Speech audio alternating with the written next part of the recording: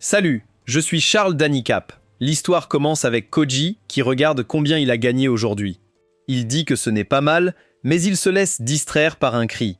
Près de là, deux villageois de niveau 1 sont attaqués par un slime de niveau 3. Leurs vies sont en danger, mais Koji utilise une pièce pour anéantir le monstre. Les villageois sont stupéfaits par la puissance de Koji. Il demande à un enfant de tendre la main et lui donne l'argent qu'il a gagné. Koji explique qu'on peut obtenir 100 bronzes en tuant un slime. Malheureusement, l'enfant dit que les monstres sont forts et effrayants, donc il ne peut jamais en vaincre un seul. Koji les laisse, mais l'enfant se demande si Koji est un héros. Koji leur montre son écran de statut, et ils sont choqués par ce qu'ils voient. Il est un simple villageois comme eux, mais son niveau est de 999. Ils n'ont jamais entendu parler d'un niveau aussi élevé, et Koji s'en va. Koji vit sur une petite île appelée Exaldria, connue sous le nom du Japon. Depuis l'apparition des monstres, les gens ont des rôles attribués à la naissance. Certains ont des talents spéciaux comme guerrier, moine, prêtre, mage, marchand, sorcier. D'autres ont des pouvoirs exceptionnels comme sage, héros et roi. Cependant, le plus courant est le villageois sans pouvoir. La plupart des villageois restent entre le niveau 1 et 10, et ils n'ont aucune chance contre les monstres. Ils ne peuvent donc vivre que comme agriculteurs ou aubergistes.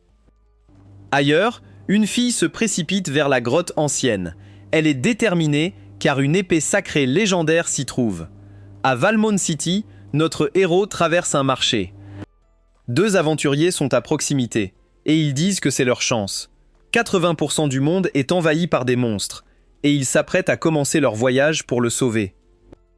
La fille nommée Carl se tourne vers le gars nommé Rex et lui demande s'il est prêt à l'accompagner.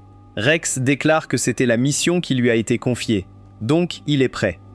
Pendant ce temps, Koji arrive à la guilde de sécurité publique après avoir terminé des quêtes. Sa récompense est de 5 pièces d'or et tous les autres sont choqués. C'est une somme énorme, alors il se demande combien de monstres Koji a vaincus. Il a tout fait seul, donc il se demande qui il est. Rex déclare que les ennemis de l'humanité sont le mal absolu des démons, et le roi démon qui les règne. S'ils ne battent pas le roi démon responsable de tout cela, le monde ne connaîtra jamais la paix. Rex se déclare héros et révèle qu'il ne recrute pas. Il se demande qui parmi ces gens a confiance en ses compétences et est prêt à se battre à ses côtés. Rex et Kroll montrent leur écran de statut et tout le monde est émerveillé. Rex est un héros et Kroll est un sage. Plusieurs aventuriers se portent volontaires pour les rejoindre et ils crient leurs références. Un gars a même combattu des monstres pour vivre pendant 25 ans. C'est un guerrier de niveau 86, mais tout le monde est choqué quand Rex dit qu'il n'est pas qualifié. Rex explique qu'il se moque de la façon dont ils vivent, et il n'a qu'une condition pour rejoindre son groupe. Il dit que la personne devra contribuer au moins autant que lui. Rex révèle qu'il est niveau 90, et tout le monde est stupéfait. Le niveau de Carl est 42, alors l'autre gars souligne que c'est moins de la moitié du sien. Rex explique que Carl est un sage et qu'elle deviendra un excellent soutien. De plus, elle est aussi la princesse de cette nation. Elle est la fille du roi Simon, qui a accepté son destin de sage et l'a entraîné toute sa vie. Rex déclare que si la fille du roi peut vaincre le roi démon, cela stabilisera encore plus le monde. Un prêtre de niveau 80 est sûr de pouvoir les aider, mais Rex le rejette aussi.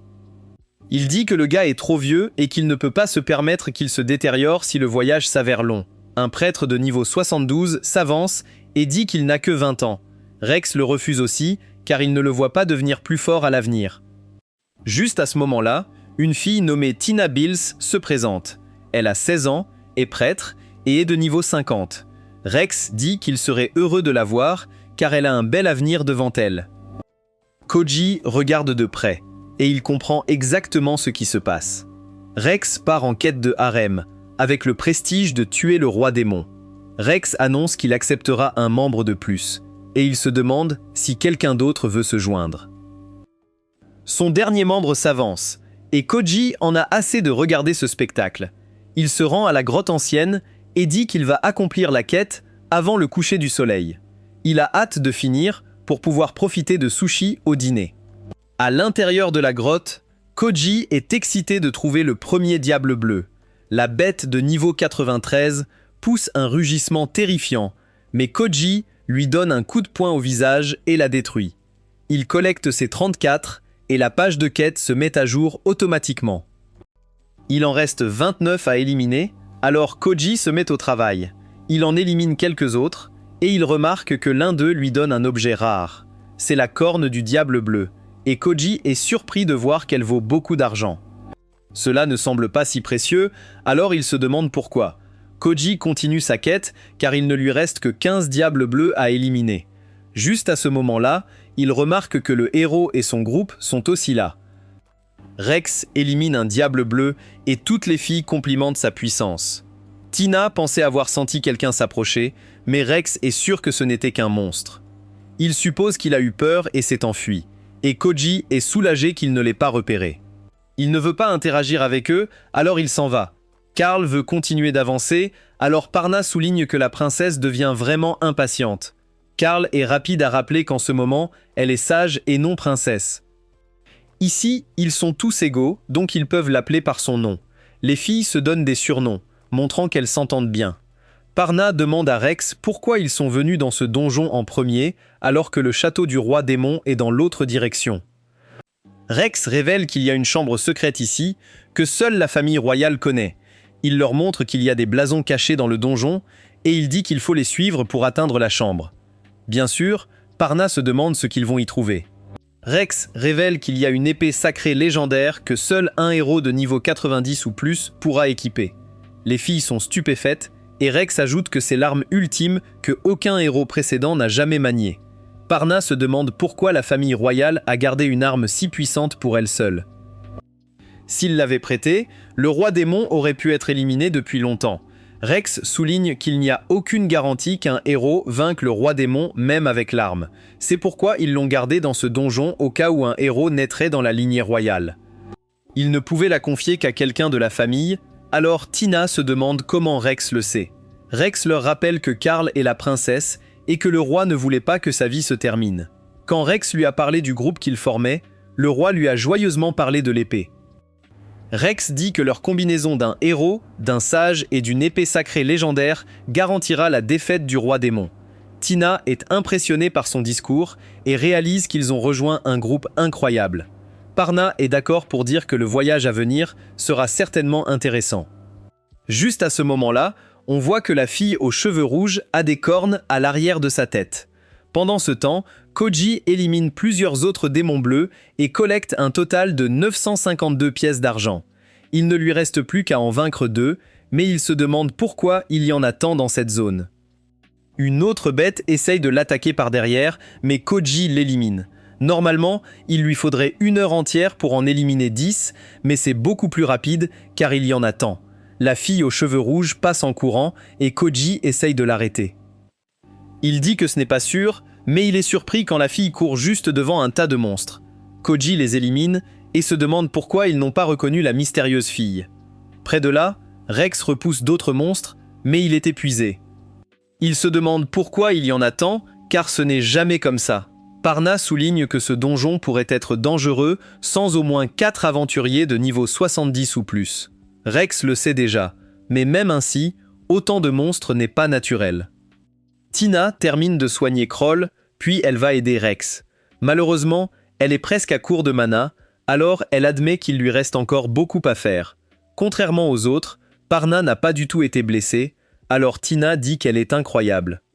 Parna concède qu'elle n'est qu'une mage, mais elle a beaucoup d'expérience dans les donjons et se bat seule. Carl s'excuse alors auprès de Rex, car elle a l'impression de le freiner. Rex lui dit de ne pas s'inquiéter, car elle fait de son mieux. En plus de ça, ils sont déjà arrivés à leur destination. Le lieu de repos de l'épée sacrée légendaire est juste devant. Ils entrent dans la pièce et sont choqués de découvrir que quelqu'un est déjà là. Rex exige de savoir qui elle est, et Kroll peut sentir une mana exceptionnelle émanant de la fille. Cela rend clair pour tout le monde que cette fille est en réalité un démon, et elle se couvre. Rex détermine qu'elle doit avoir quelque chose à voir avec la raison pour laquelle il y a tant de monstres. Il est rapidement distrait quand il remarque que l'épée sacrée a disparu et il se demande ce que la fille en a fait. La fille dit qu'elle n'a rien fait et qu'elle n'a pas pris l'épée. Rex ne la croit pas et déclare que les démons sont leurs ennemis. Il ne lui montrera aucune pitié juste parce qu'elle est une enfant, et il dit qu'il n'a pas d'autre choix. Il commence l'attaque, et tout son groupe se joint à lui. La fille est complètement sans défense, prête à mourir. Leur attaque touche, mais tout le monde est choqué de voir que quelqu'un l'a bloqué. Koji a arrêté leur puissant coup à main nue, et il dit qu'attaquer un enfant est vraiment bas. Rex se demande qui il est, et exige de savoir s'il est avec la démon. Koji répond simplement qu'il est juste un villageois qui passait par là. Tout le monde est stupéfait, car il n'y a pas de villageois capable de bloquer leur attaque. Rex est sûr qu'il a utilisé un objet, mais ce n'est pas le cas. Koji explique qu'il a juste attrapé leur attaque à main nue et l'a écrasée. Rex dit que c'est impossible, car les villageois n'ont pas ce genre de pouvoir. Il est sûr que Koji ment, alors Koji lui montre son écran de statut. Le groupe est stupéfait, mais il est clair que Koji dit la vérité. Carl demande pourquoi il protège la fille, et elle souligne qu'elle est une démon. Koji lui dit rapidement que les cornes de la fille ne sont qu'un accessoire. Il dit aussi que la fille est sa petite sœur, et tout le monde est choqué. Koji explique qu'ils ont pris cette quête ensemble et qu'ils ont déjà plusieurs cornes de démons bleus. Tina déduit que les cornes sont la raison de leur puissant mana. Koji dit qu'elle a raison et il leur montre qu'ils ont complété leur quête. Rex accepte leur histoire, mais il exige toujours de savoir pourquoi la fille était dans cette pièce. Ce qu'il veut surtout savoir, c'est ce qu'il est advenu de l'épée. Koji est confus et regarde le manteau derrière lui. Il s'excuse auprès de tout le monde en se souvenant de ce qui s'est passé et dit qu'il l'a juste pris avec lui. Tout le monde est stupéfait et exige une explication. Koji révèle qu'il est en fait venu dans cette caverne il y a très longtemps. Il est tombé sur cette pièce et a trouvé l'épée. Il n'y a pas pensé et l'a vendue à un marchand au marché. Il se demande si c'était important, alors Rex explique que c'est l'épée générationnelle de la famille royale. Rex est furieux, mais Koji dit qu'il n'avait aucune idée qu'elle était si spéciale. Il s'excuse, mais Rex souligne qu'il ne sait toujours pas à quel point la situation est grave. Il dit que l'épée sacrée était imprégnée du mana des sages anciens. Seul quelqu'un avec le rôle de héros aurait pu la tirer. Koji est détendu comme toujours en admettant qu'elle était assez lourde. La sortir n'était pas si facile, mais il a réussi. Rex pense vraiment qu'il ment maintenant, car un villageois ne pourrait jamais le faire. Koji en a assez, alors il s'approche du manteau. Tout le monde regarde alors avec incrédulité Koji soulever le manteau entier à main nue. C'est la preuve dont ils ont besoin, alors Rex, choqué, se demande à quel niveau se trouve Koji. Koji révèle qu'il est niveau 999, et tout le monde est sans voix. Ils n'ont jamais vu quelqu'un comme Koji, et Rex ne peut que se demander ce qu'il a fait pour atteindre ce niveau. Koji n'en est même pas sûr, et suppose qu'il a atteint ce niveau en combattant des monstres tous les jours. Rex souligne qu'il fait aussi ça, et il n'est même pas proche du même niveau. Il dirait même qu'il a battu plus de monstres que quiconque dans le monde. Kroll interrompt leur dispute pour faire remarquer que l'épée était une propriété de la famille royale. Koji l'a prise et l'a vendue, ce qui signifie qu'il a volé le trésor de sa famille. Koji ne peut pas le nier, alors il se demande s'il peut juste payer. Kroll explique que cette épée a été créée pour vaincre le roi démon. Elle est inestimable et irremplaçable. Koji se demande ce qu'il peut faire, alors Kroll lui dit qu'il peut rejoindre leur groupe pour vaincre le roi démon. Koji surprend tout le monde en refusant cette option. Rex est sûr qu'avec les capacités de Koji, ils peuvent gagner. Si ce n'est pas l'objectif de Koji, Rex se demande quel est le but de sa vie. Il est sûr qu'une personne comme lui pourrait même vaincre le roi démon seul. Koji dit simplement que sa vie n'a pas de but. Il gagne juste de l'argent pour vivre comme tout le monde. Il n'est pas intéressé par la chasse au roi démon et laisse ça au héros. Le roi démon ne lui a jamais fait de mal, donc il s'en fiche. Kroll est stupéfaite et se demande s'il ne veut pas aider ceux qui souffrent. Elle souligne aussi qu'il y a beaucoup de richesses et de gloire à gagner. Koji admet qu'il est intrigué par les richesses, mais pas par la gloire. Quant aux gens qui souffrent, il aide ceux qu'il croise. Rien de tout cela ne le convainc. Alors Kroll propose de devenir sa femme une fois le roi démon vaincu. Rex essaye de l'arrêter, mais ça n'a pas d'importance car Koji la refuse. Kroll fait une dernière tentative en disant qu'il pourrait réaliser quelque chose que personne n'a jamais fait. Koji refuse une dernière fois et dit qu'il ne voit pas la défaite du roi démon comme un accomplissement. Koji part avec sa supposée petite sœur, mais il a un dernier message. Il dit à Rex qu'il ne comprend toujours pas comment fonctionne le monde. C'est un avertissement clair pour le héros et Koji s'en va simplement. Dehors, la fille aux cheveux rouges révèle qu'elle cherche quelqu'un comme Koji. Elle a besoin de son aide et dit qu'elle doit se marier. Bien sûr, Koji lui fait remarquer qu'elle est trop jeune et qu'elle devra attendre 100 millions d'années. Il essaye de partir, mais la fille l'arrête. Koji change de sujet et lui demande pourquoi elle voulait l'épée sacrée. La fille révèle que son père est très malade. Elle pensait que si un héros obtenait l'épée sacrée, cela mettrait fin à la vie de son père. Koji est un peu confus, mais il comprend que tant qu'un héros n'a pas l'épée, son père peut vivre. Cela, bien sûr, lui fait se demander qui est son père. La fille hésite à répondre, mais finit par révéler que son père est le roi démon. Il est vraiment malade en ce moment, et n'a pas pu sortir du lit depuis plus d'1 an. La fille est surprise, car Koji semble connaître son père personnellement. Koji ne donne aucun détail, et dit juste qu'ils ont eu quelques rencontres. La fille suppose que c'est pourquoi il a refusé l'offre du héros de l'éliminer. Koji dit que ce n'est pas le cas, et qu'il a seulement refusé parce que cela ne changerait pas grand-chose.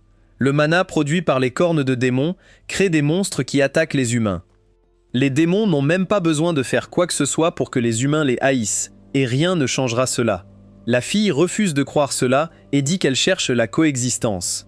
Elle veut prouver à tous que démons et humains peuvent s'entendre. C'est pourquoi elle veut épouser un humain, mais Koji dit que c'est impossible. Les démons ne sont pas différents des humains, à part le fait qu'ils créent des monstres. Tout le monde le sait, mais cela ne change pas leurs sentiments. Il souligne que ce n'est pas de sa faute si elle est née avec des cornes, elle est juste née démon. Malheureusement, les humains la haïssent à cause de ça, et c'est comme ça que le monde fonctionne. Elle se demande pourquoi Koji ne veut pas éliminer les démons, alors il dit que c'est juste stupide. Il s'en va une dernière fois, mais la fille le suit. De retour à l'intérieur, Tina est furieuse contre Koji. Le groupe du héros ne sait pas quoi faire maintenant et se demande s'ils devraient essayer de chasser un roi démon sans l'épée secrète. Ils vont devoir revoir leur plan, mais quelque chose dérange Rex. Il ne peut pas s'empêcher de penser à l'avertissement que Koji lui a donné. Il a dit qu'il ne comprend pas comment le monde fonctionne et Rex ne sait pas ce qu'il veut dire. Les autres se demandent si Koji pourrait avoir des informations cruciales, mais Rex ne sait pas. Tout ce qu'il sait, c'est qu'il doit devenir beaucoup plus fort que ce villageois et plus fort que quiconque. De retour avec notre héros, il se demande combien de temps la fille compte le suivre. Elle sort de sa cachette et révèle qu'elle a une faveur à demander. Koji lui rappelle qu'il a déjà refusé sa proposition, mais ce n'est pas ça. Au lieu de cela, la fille dit qu'elle veut juste qu'il lui achète quelque chose. C'est un médicament appelé la potion de bénédiction de l'esprit. Elle a entendu dire qu'on la vend dans cette région et elle a même 500 pièces d'argent pour l'acheter. Malheureusement, Koji souligne que la potion de bénédiction de l'esprit coûte 10 pièces d'or. La fille n'a pas de chance, alors Koji lui dit de rentrer chez elle. Elle refuse et lui demande de lui prêter de l'argent. Elle veut sauver la vie de son père et il est en plus grand danger que jamais. Les humains viennent pour lui et si sa vie se termine, alors les humains s'en prendront à tous les démons. Koji souligne que le sauver maintenant ne les empêchera pas de le cibler. Il dit qu'ils finiront par avoir le roi démon, et la fille est horrifiée d'entendre cela.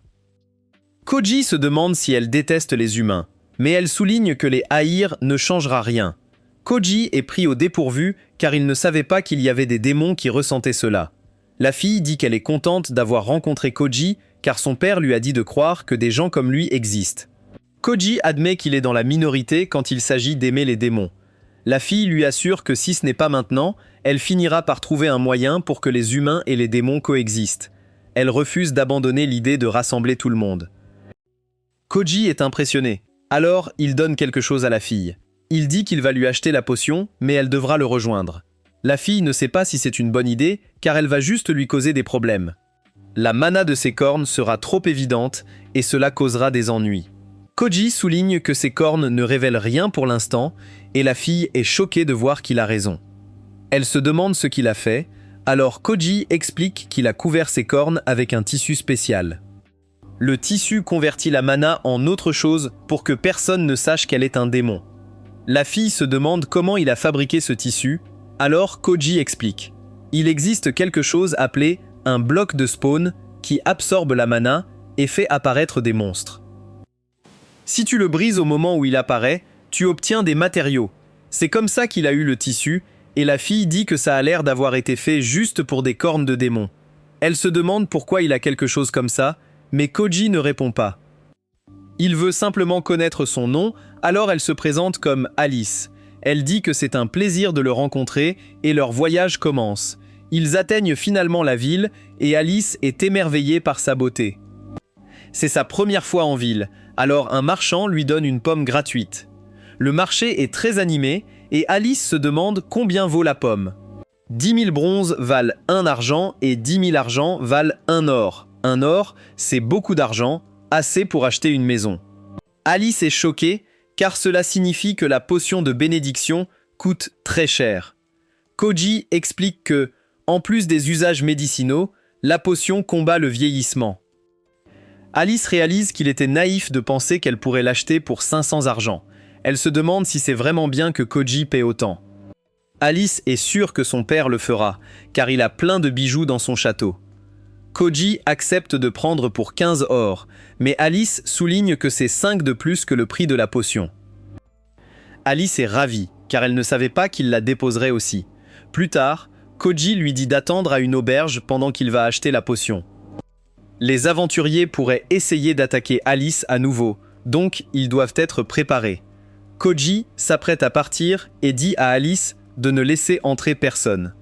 Il a l'air menaçant et dit aux humains de trembler de peur. De retour avec Alice, elle est d'accord avec Koji sur le fait que les démons sont l'ennemi de l'humanité. Juste à ce moment-là, elle entend la voix de Koji à la porte, alors elle va l'ouvrir. Il s'avère que c'est quelqu'un d'autre, et Alice en a peur. Koji donne à Alice un bandeau pour cacher ses cornes et lui présente Takako. Takako révèle qu'il est un moine de niveau 124 et promet de protéger Alice. Koji lui dit de ne pas s'inquiéter car Takako a accepté de les aider même en sachant qu'elle est un démon. Takako admet qu'il a aussi pensé qu'il fallait tuer tous les démons. Il a réalisé que les humains et les démons ne sont pas si différents et a quitté la vie d'aventurier. Takako a ouvert un bar et est furieux que Koji ne soit pas venu depuis un moment. Il sait qu'Alice a voyagé un certain temps, alors il dit qu'il y a une source chaude à proximité où elle peut se détendre. Personne n'y va jamais, donc il ne remarquerait pas un démon. Il explique qu'elle a détruit toutes ses caractéristiques féminines et les a remplacées par de gros muscles. Takako lui dit d'être prudent avec ses mots et lui donne un coup de pied. Le niveau de Koji est 999, mais Takako a pu le blesser gravement. Takako explique que c'est parce que Koji est un villageois. Les moines se spécialisent aussi dans le combat rapproché, et tous les 100 niveaux, ils obtiennent une compétence spéciale.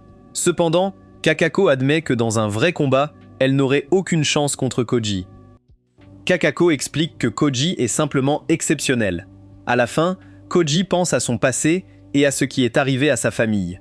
Alice se demande comment Koji est devenu si fort, alors Kakako dit qu'il a beaucoup combattu. Pour monter de niveau dans ce monde, il faut gagner des points d'expérience en battant des monstres de niveau supérieur. Alice le sait, mais elle ne peut pas imaginer comment on atteint le niveau 999.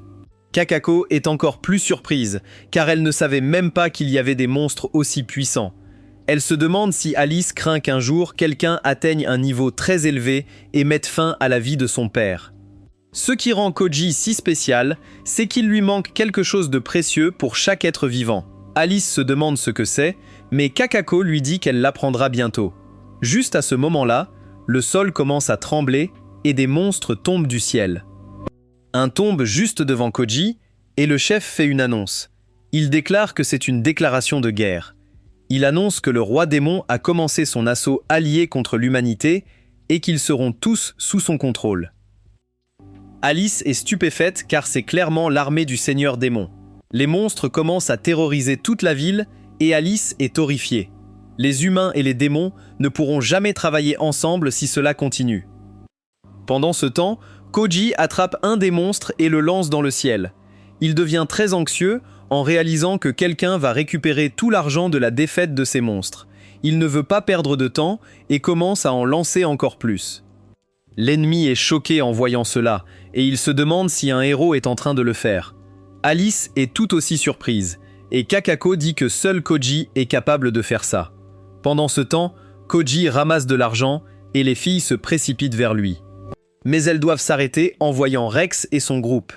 Alice a peur d'eux et explique que Koji a dû la protéger. Rex annonce à tous les villageois que des monstres tombent du ciel. Il dit que la meilleure défense est une forte attaque et il demande à tous d'admirer son talent à l'épée. Il utilise son attaque de taille en vague de fer et envoie un éclair dans le ciel pour détruire un monstre. Tous les aventuriers en ville sont émerveillés, mais ses coéquipiers souhaiteraient qu'il ne nomme pas chaque attaque. Parna rappelle à tous que c'est une ville d'aventuriers, donc ils doivent tous se battre. Étonnamment, c'est arrêté par quelqu'un qui a lancé un autre monstre pour le bloquer. C'était Koji, donc les héros se demandent s'il essaye de montrer sa puissance incroyable. Ils commencent même à craindre que Koji travaille pour le roi démon. Koji dit que ce n'est pas le cas, et il pense juste qu'ils en font trop. Une attaque totale semble être une bonne idée, mais ils sont dans une ville. Ce serait acceptable s'ils pouvaient éliminer tous les ennemis d'un coup.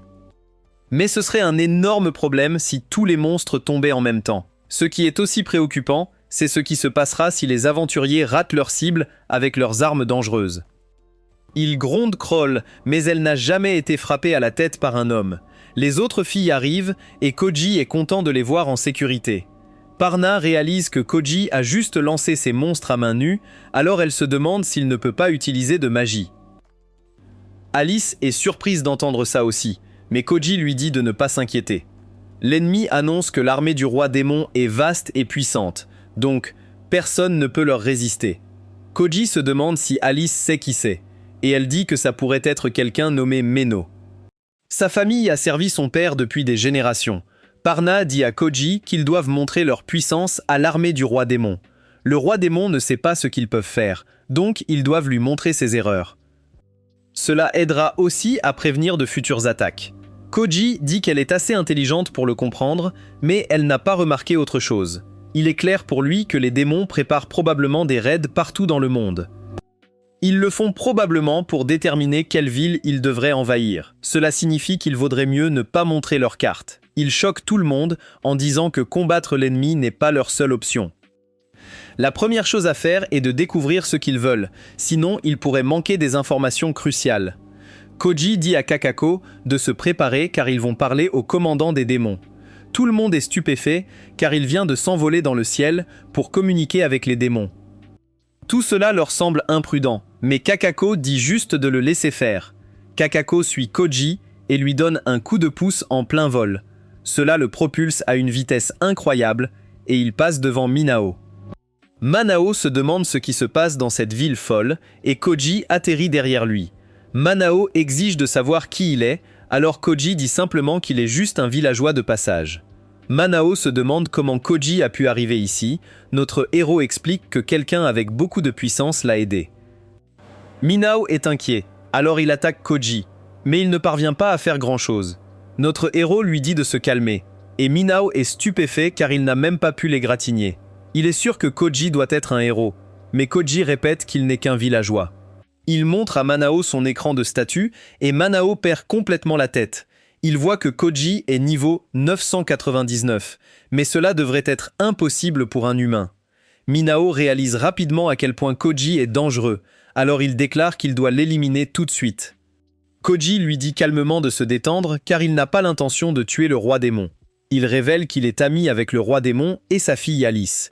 Manao est pris au dépourvu car Koji connaît Alice, mais il ne le montre pas. Au lieu de cela, il fait juste semblant de ne pas savoir de quoi parle Koji. Koji dit que la situation est assez simple car il a en fait Alice sous sa protection en bas. Minao est encore une fois surpris car il pense que Koji prétend être du côté des démons. Koji dit qu'il n'est pas vraiment de leur côté, mais qu'il n'est pas non plus leur ennemi. Dans ce cas, Minao ne peut que se demander pourquoi il est monté ici. Koji explique qu'il avait juste une petite question, et il demande pourquoi le roi démon a ordonné cette invasion. Minao dit que c'est une question absurde, et il se demande pourquoi Koji poserait même cette question. Koji devient enfin très sérieux en expliquant qu'Alice lui a dit que le roi démon était vraiment malade. Minao le nie et dit que le roi démon est en parfaite forme. Koji remet cela en question, et il se demande si le roi démon a vraiment donné cet ordre directement à Minao. Si c'est le cas, alors Koji déclare qu'il n'aura d'autre choix que d'agir. Manao est sûr que c'était un ordre direct, mais ensuite, il se souvient de ce qui s'est réellement passé. Le roi démon était dans la pièce quand l'ordre a été donné, mais ce n'était pas lui qui l'a donné. C'était son bras droit, mais Manao souligne que le roi démon semblait bien. Il n'a pas parlé, mais il avait l'air en bonne santé. Koji dit que le seigneur démon a pu être manipulé, mais Manao prend cela mal. Notre héros ne voulait pas insulter, il prévient juste contre les suppositions. Manao réalise qu'il doit retourner au château immédiatement, mais Koji lui dit d'attendre un instant. Koji commence à éliminer les bêtes volantes, et Minao se demande ce qu'il fait. Des pièces tombent du ciel pendant que Koji explique qu'il veut juste gagner un peu d'argent avant de partir. Koji passe d'une bête à l'autre en éliminant chacune d'elles. Le héros regarde en bas et il n'arrive pas à croire que Koji élimine tout le groupe de corbeaux de l'enfer tout seul. Parna pense qu'il est fou en se demandant quel genre de personne s'approcherait d'un commandant démon. Alice s'inquiète pour Koji, mais Takako lui assure qu'il ira bien.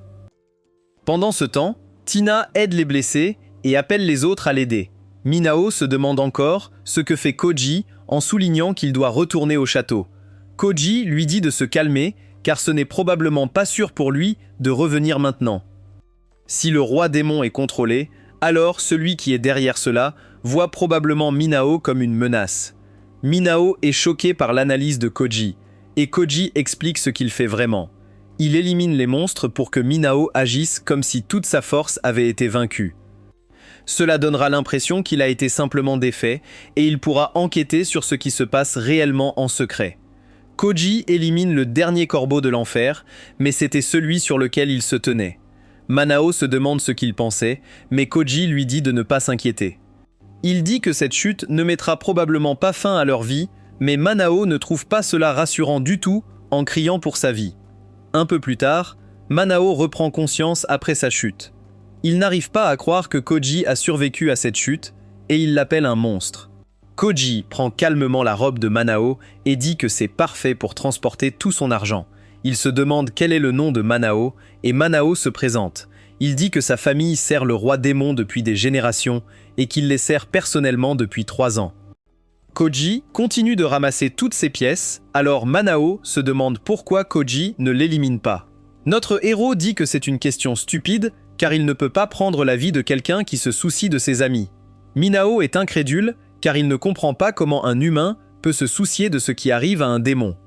Koji dit que cette pensée est aussi stupide. Si ce n'était pas pour le mana qui crée des monstres, les humains et les démons s'entendraient. En réalité, ce sont juste les monstres qui opposent les humains aux démons. Ensuite, les démons combattent les humains parce qu'ils se défendent. Cela entraîne une haine croissante, et Koji trouve cela triste. Koji finit de rassembler tout son argent et dit qu'il va battre le reste de la force d'attaque de Manao. Puis demain matin, il reviendra dans cette forêt avec Alice. Ainsi, ils pourront tous les trois retourner ensemble au château du roi démon. Minawa est encore choqué, car il ne peut pas croire que Koji risquerait tout juste pour revenir avec eux. Il souligne que cela ferait de Koji un ennemi des humains et des démons. Koji explique simplement qu'il a fait une promesse à Alice et qu'il veut voir cette situation par lui-même. Koji porte sa grande réserve d'argent en partant et il dit à Manao qu'il le reverra demain. Manao n'arrive pas à croire que le roi démon et Alice ont un ami humain, et pour une raison quelconque, cela le fait sourire. Le lendemain matin, Alice remercie notre héros d'avoir discuté avec Mano.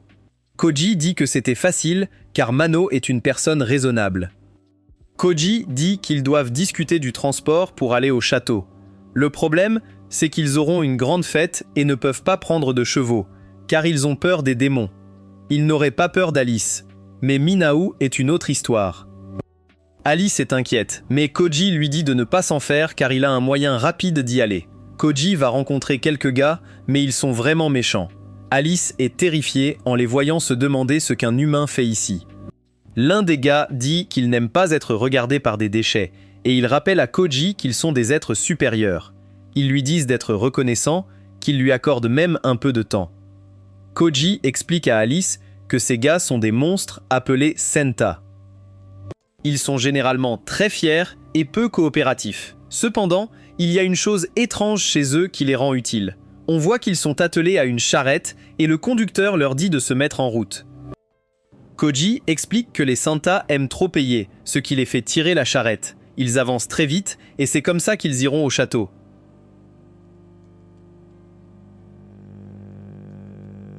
Nos héros se dirigent ensuite vers les bois où ils rencontrent Manao. Manao s'excuse car il ne savait pas qu'il attaquait une ville où se trouvait Alice. Il propose de se donner la mort en punition, mais Alice lui dit de ne pas s'inquiéter. Manao remercie ensuite Koji de protéger Alice. Il est rapidement surpris par Takako, alors Alice explique que Takako la protège aussi. Just et Rex ainsi que son groupe sortent de leur cachette. Ils soupçonnaient que Koji travaillait avec l'ennemi. Et maintenant, ils en sont sûrs car ils rencontrent un démon dans les bois. Ils accusent Koji d'être un menteur et de mentir sur toute son histoire. Ils déterminent aussi qu'Alice n'est pas sa sœur et qu'elle est en réalité un démon. Ils ne peuvent pas laisser Koji s'échapper et c'est ici que sa vie va se terminer. Koji évalue calmement leur stratégie de cachette et leur donne un 0 sur 10. Il frappe Carl sur la tête et dit que les gens plus forts qu'eux ne les mèneront pas loin. Rex attaque notre héros et lui dit qu'ils ne sont pas venus ici pour l'écouter. Koji esquive facilement toutes ces attaques, mais Rex continue d'attaquer. Il déclare qu'un héros ne renonce jamais et doit toujours combattre le mal. Koji stoppe sa lame d'une main et Rex l'appelle monstre. Parna explique que beaucoup de gens ont été blessés lors de l'attaque d'hier, donc ils ne peuvent pas laisser passer celui qui est responsable. Koji n'est pas en désaccord, alors il dit à Minao de s'excuser. Minao refuse car les démons ont enduré cette douleur des centaines de fois. Ils n'ont jamais reçu d'excuses de la part d'aucun humain, donc ils ne voient pas pourquoi ils devraient s'excuser. Rex se moque des démons blessés car il dit qu'ils sont tous maléfiques. Tous ceux qui travaillent pour eux le sont aussi. C'est pourquoi Koji doit payer. Koji se demande si Rex a déjà réfléchi à pourquoi il pense comme ça. Il souligne qu'Alice est un démon, mais qu'elle n'est pas du tout dangereuse. Il révèle même qu'elle est la fille du roi démon, et les héros sont stupéfaits. Koji souligne qu'ils l'ont laissée partir l'autre jour car elle ne semblait pas être une menace. Koji admet que les démons causent du tort aux monstres produits par leurs cornes. C'est pourquoi il ne les empêchera pas de tuer le roi démon. Cependant, à part les monstres, les démons ne sont pas différents des humains. Certains peuvent causer du tort, mais ils ne sont pas tous maléfiques. C'est pourquoi il refuse de laisser quiconque blesser son ami. Koji montre sa colère en brisant l'épée de Rex. Tina dit que Minao doit être maléfique car c'est lui qui a attaqué la ville. Koji lui demande de s'excuser, mais Tina dit qu'il faut au moins l'arrêter. Koji ne peut pas le nier, mais il leur a demandé de lui laisser du temps. Il se passe quelque chose de bizarre au château du roi démon, et Koji veut le comprendre. Il leur a demandé de ne pas l'arrêter tout de suite, mais Carl veut savoir de quoi il parle. Koji révèle que le roi démon veut la paix avec les humains, donc il ne donnerait jamais l'ordre d'attaquer une ville. De plus, Alice dit qu'il a été très malade tout ce temps. Rex est furieux et dit qu'il est impossible que Koji sache quelles sont les intentions du roi démon. Koji révèle qu'il a déjà rencontré le roi démon, et les héros n'en reviennent pas. Notre héros souligne quand les forces du roi démon ont attaqué la ville auparavant. Les héros réalisent qu'ils ne se souviennent pas d'un seul incident. Koji explique que le mana du roi démon crée des monstres, mais il ne les commande pas forcément. Il souligne que les humains et les démons se défendent contre des menaces pour leur vie. Il implore les héros de ne pas se laisser emporter par leurs préjugés et de réfléchir à la situation. Parna refuse de croire que les démons ne sont pas leurs ennemis, alors elle lance une attaque. Elle avertit qu'il y a une chance que Koji ait été lavé de cerveau et qu'ils ne peuvent pas lui faire confiance. Koji réalise ce qu'il doit faire, alors lui et ses amis s'enfuient aussi vite qu'ils le peuvent. Il admet à Alice que faire coexister humains et démons n'est pas facile. Alice est d'accord, mais elle souligne que Koji a réussi à les faire écouter. Nos héros vont alors voir le moyen de transport que Koji a obtenu. C'est le Senta, et ils sont encore très méchants. Ils disent que les humains sont inférieurs aux ordures et qu'ils ne méritent pas d'être en leur présence. Nos héros montent alors dans la charrette et poursuivent leur voyage. Dans les bois, Tina se demande où sont passés Koji et ses amis. Carl dit que s'ils se dirigent vers le château du roi démon, ils les recroiseront sûrement. Rex pense que les monstres représentent une menace pour les humains. C'est pourquoi les démons doivent être éliminés. Rex n'arrive pas à comprendre comment Koji pense que les démons et les humains sont pareils. Parna dit qu'ils doivent avancer, mais Rex se demande pourquoi elle n'a pas de doute comme les autres. Parna se souvient qu'un démon a pris la vie de son ami le plus proche, et elle dit à Rex qu'elle n'a aucune raison d'hésiter. De retour avec notre héros, le groupe décide du meilleur chemin à prendre. Ils choisissent de contourner la ville pour éviter de causer des problèmes avec le mana de Manao. Manao s'inquiète pour le mana d'Alice, mais elle lui dit de ne pas s'inquiéter car Koji lui a donné quelque chose pour le réprimer. Malheureusement, Koji n'en a qu'un, donc Minao devra rester caché autant que possible. Ils discutent ensuite d'une ville sur leur route appelée Salmaria. Koji se demande si Minao a aussi attaqué cette ville, et Minao confirme que oui. Tout comme avec la ville de Valmont, le but était d'envoyer un message. Cela signifie que la véritable invasion commencera bientôt, et la toute première cible sera Salmaria. C'est un gros problème, alors nos héros se dirigent immédiatement là-bas. Koji explique que leur plan est de dire aux gardes qu'ils vont à la ville pour vendre des cornes de démons bleus. Ainsi, ils pourront utiliser les cornes pour camoufler le mana de Mano et entrer dans la ville. À leur arrivée, le garde les arrête car il sent un mana démoniaque. Minao se cache à l'arrière de leur charrette et Alice dit aux gardes que le mana provient des cornes de démons bleus. Koji dit qu'ils en ont plein et il explique qu'Alice est sa sœur. Elle a toujours voulu voir Salmaria, donc ils sont aussi là pour faire du tourisme. Le garde croit leur histoire et dit que c'est le bon moment car il y a un défilé aujourd'hui. Il explique qu'ils ont repoussé les attaques de l'armée du roi démon ces derniers jours et c'est pourquoi ils célèbrent. Koji se demande ce qui se passe demain et le garde révèle quelque chose de choquant. Ils envoient une grande force pour chasser l'armée du roi démon. À l'intérieur, Alice est émerveillée par le défilé, mais Koji est inquiet. Les gens sont en fête, mais si des monstres attaquent sérieusement leur force d'attaque, ils seront anéantis. Ce serait catastrophique et ruinerait toute chance de coexistence. Koji dit à Alice de ne pas s'inquiéter. Il a une idée. Ils vont infiltrer le château du roi démon avant que la force d'attaque n'arrive. Ensuite, ils stopperont l'armée du roi démon et emmèneront tous les démons en fuite. Tout le monde est choqué, mais Takako dit que son plan est trop imprudent. Elle dit qu'il y a une chance que le roi démon veuille vraiment éradiquer l'humanité. Koji répond que si c'est le cas, il devra combattre le roi démon avec toute sa force. Alice est préoccupée, mais Koji dit qu'il agira comme une force tierce. Il se battra comme une armée unie, cherchant la coexistence entre humains et démons. Cela choque les autres, car ils n'avaient pas envisagé cette option. Koji souligne qu'il y a beaucoup de gens comme Takako et Alice qui n'ont pas de problème avec l'autre côté. Tout ce qu'ils auront à faire, c'est de rassembler autant de ces gens que possible et de tout faire pour arrêter les combats.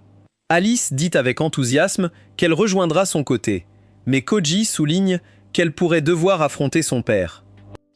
Alice ne veut pas cela, mais elle dit que si son père change vraiment d'avis sur les humains, elle veut juste rester du côté de Koji.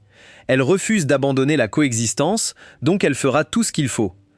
Tout le monde est sur la même longueur d'onde, notre héros ne pourrait pas être plus heureux. Cette nuit-là, Koji pense à la porte de la ville qui est fermée. La force d'attaque partira le matin, donc ils devront partir dès que la porte s'ouvrira.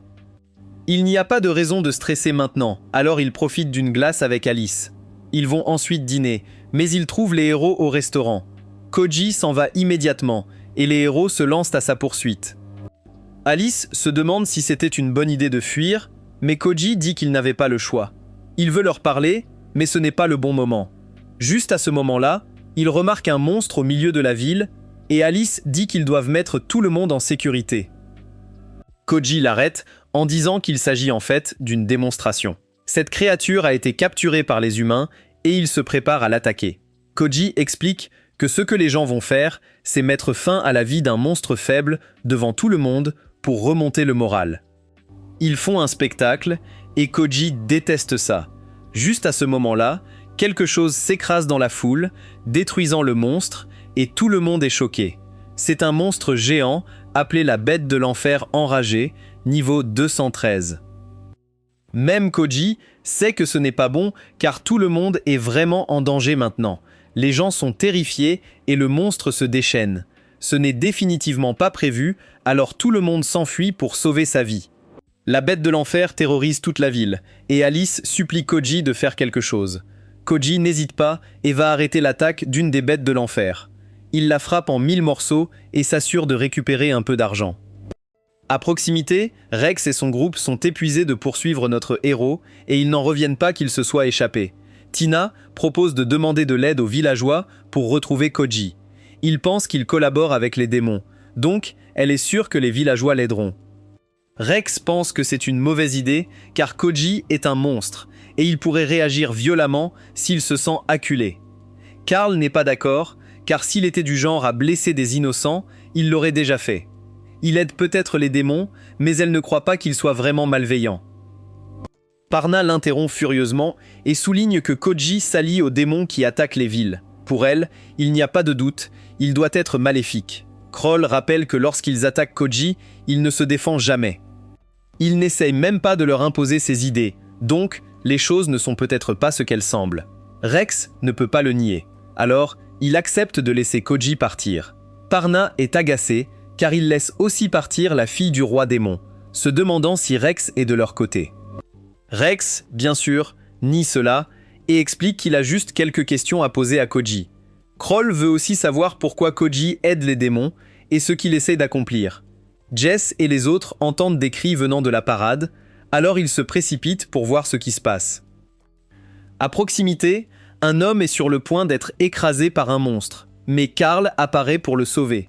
Son bouclier divin ne tiendra pas longtemps, mais l'homme peut à peine bouger. Il lui dit de s'enfuir, mais celle refuse. Elle déclare que c'est le devoir de la famille royale de protéger le peuple. Elle promet de ne jamais les abandonner, mais la bête détruit sa barrière. Ils sont en grand danger maintenant que la bête se précipite pour mettre fin à leur vie. Heureusement, Koji arrive juste à temps pour stopper l'attaque. Koji évalue encore son effort, mais cette fois, il lui donne 100 sur 10. Il réduit la bête en morceaux et dit à Kroll qu'il n'aurait pas pu arriver à temps sans elle. Les autres héros arrivent, et ils sont choqués quand Kroll remercie Koji de l'avoir sauvé. Rex se demande ce qui s'est passé ici, alors Koji explique qu'un monstre de niveau 213 a attaqué. Rex n'arrive pas à croire que Koji ait vaincu ce monstre et exige de savoir quelle compétence il a utilisée. Koji explique qu'il a utilisé coup chargé, mais cela surprend encore plus Rex, car c'est la compétence la plus basique qui soit. Il refuse de croire que Koji ait battu un monstre de si haut niveau avec ça, mais Kroll dit qu'elle l'a vu de ses propres yeux. Alice arrive, et Rex dit qu'il a beaucoup de questions pour Koji. Malheureusement, des monstres attaquent toujours la ville, donc Koji dit qu'ils doivent d'abord s'en occuper. Cela fait réfléchir Parna sur le fait que Koji n'aide peut-être pas vraiment les démons. Koji ne comprend pas comment elle a pu penser ça, alors il déclare qu'il est une partie neutre. Juste à ce moment-là, un garde se précipite vers eux et leur dit qu'ils doivent fuir. Rex dit qu'ils peuvent aider à combattre les monstres qui attaquent la ville, mais le garde répond que la situation est pire qu'il ne le pense. Il révèle qu'une horde de monstres marche vers la ville. C'est une armée géante comme il n'en a jamais vu, avec plus de 10 000 monstres. Il était stationné dans la tour de guet et a vu l'armée terrifiante de ses propres yeux. Ils viennent de la direction du château du roi démon, donc Tina dit qu'ils doivent tous être des monstres de haut niveau. Parna est sûre que les aventuriers de cette ville n'auront aucune chance, alors elle se demande ce qu'ils vont faire. Rex dit qu'ils devront se retirer et se regrouper ailleurs, puis ils formeront un plan pour reprendre Salmaria. Ils conviennent d'évacuer tout le monde, alors le garde part pour passer le mot. Crow aimerait que Koji les aide, alors Koji dit qu'il appellera ses amis à la fin. Il demande au héros de veiller sur Alice pour lui, et tout le monde est choqué. Rex souligne que les démons sont leurs ennemis, donc il ne comprend pas pourquoi Koji leur ferait confiance. Il souligne qu'il pourrait essayer de lui ôter la vie, mais Koji sait mieux. S'il voulait vraiment faire ça, il ne l'aurait pas prévenu à l'avance. De plus, ils veulent lui poser beaucoup de questions, et ils n'obtiendraient rien en lui faisant du mal avant de finir leur conversation. Tout le monde est incrédule, et Koji implore qu'on prenne soin d'elle. Alice promet de rester forte, et Koji va chercher ses amis. Parnett dit à Alice qu'elle vient d'être abandonnée, mais Alice ne se laisse pas influencer par ces mots. Elle déclare que Koji leur fait confiance, donc elle leur ferait aussi confiance. Kroll l'embrasse en lui disant que tout ira bien. Elle dit qu'elle est en sécurité et assure à Alice qu'ils ne rompront pas leurs promesses. Kroll a décidé de faire confiance à Koji aussi et elle sent qu'Alice n'est pas du tout dangereuse. À proximité, Tout le monde évacue la ville et se dirige vers la porte est. Alice et les héros aident en dirigeant les villageois. Jess, puis Manao et Takako arrivent, et Alice se précipite vers eux. Les héros supposent que ce sont les deux hommes que Koji est allé chercher, mais Alice révèle que Takako est une femme. Les héros sont stupéfaits, et Takako déclare qu'il y a une limite à l'impolitesse qu'elle accepte. Kroll l'empêche de se déchaîner et explique que Koji leur a demandé de garder Alice en sécurité. Takako et Manao n'en reviennent pas, et Kroll explique que Koji est allé les chercher. Takako dit qu'ils n'ont pas vu Koji, et Alice ne peut que se demander où il est. Jess, puis un autre garde, se précipite vers eux en demandant de l'aide. Il leur dit d'urgence qu'il y a un fou qui se bat contre toute la horde de monstres tout seul. Le gars semble juste être un villageois normal, alors le garde implore les héros de l'aider. Tout le monde est stupéfait, car ils savent tous que ça doit être Koji. Juste à ce moment-là, Alice réalise ce qui se passe. Si cette ville tombe aux mains des monstres, cela creusera le fossé entre démons et humains. La coexistence deviendra impossible, donc Koji est allé combattre les monstres avant qu'ils n'atteignent la ville. Les amis de Koji se précipitent pour l'aider et les héros les suivent. Dehors des murs de la ville, nous trouvons Koji en train de combattre la horde géante. Il commence à s'épuiser et pense que Takako aurait dû trouver Alice maintenant. Maintenant qu'elle est en sécurité, il peut se concentrer entièrement sur le combat devant lui. À proximité, ses amis arrivent enfin et le voient déchirer l'armée de monstres. Takako ne peut s'empêcher de souligner que Koji est sévèrement en infériorité numérique et que c'est trop même pour lui. Elle est surprise lorsque les héros arrivent derrière eux et Rex fait remarquer qu'ils ne peuvent pas ignorer ce qui se passe. Il dit qu'il ne comprend pas pourquoi Koji se bat seul contre cette armée géante. Takako explique que c'est parce qu'il ne veut pas que quelqu'un d'autre meure. Elle révèle que Koji se bat pour les humains et les démons. Carl exige de savoir ce qu'elle veut dire. Alors Takako explique.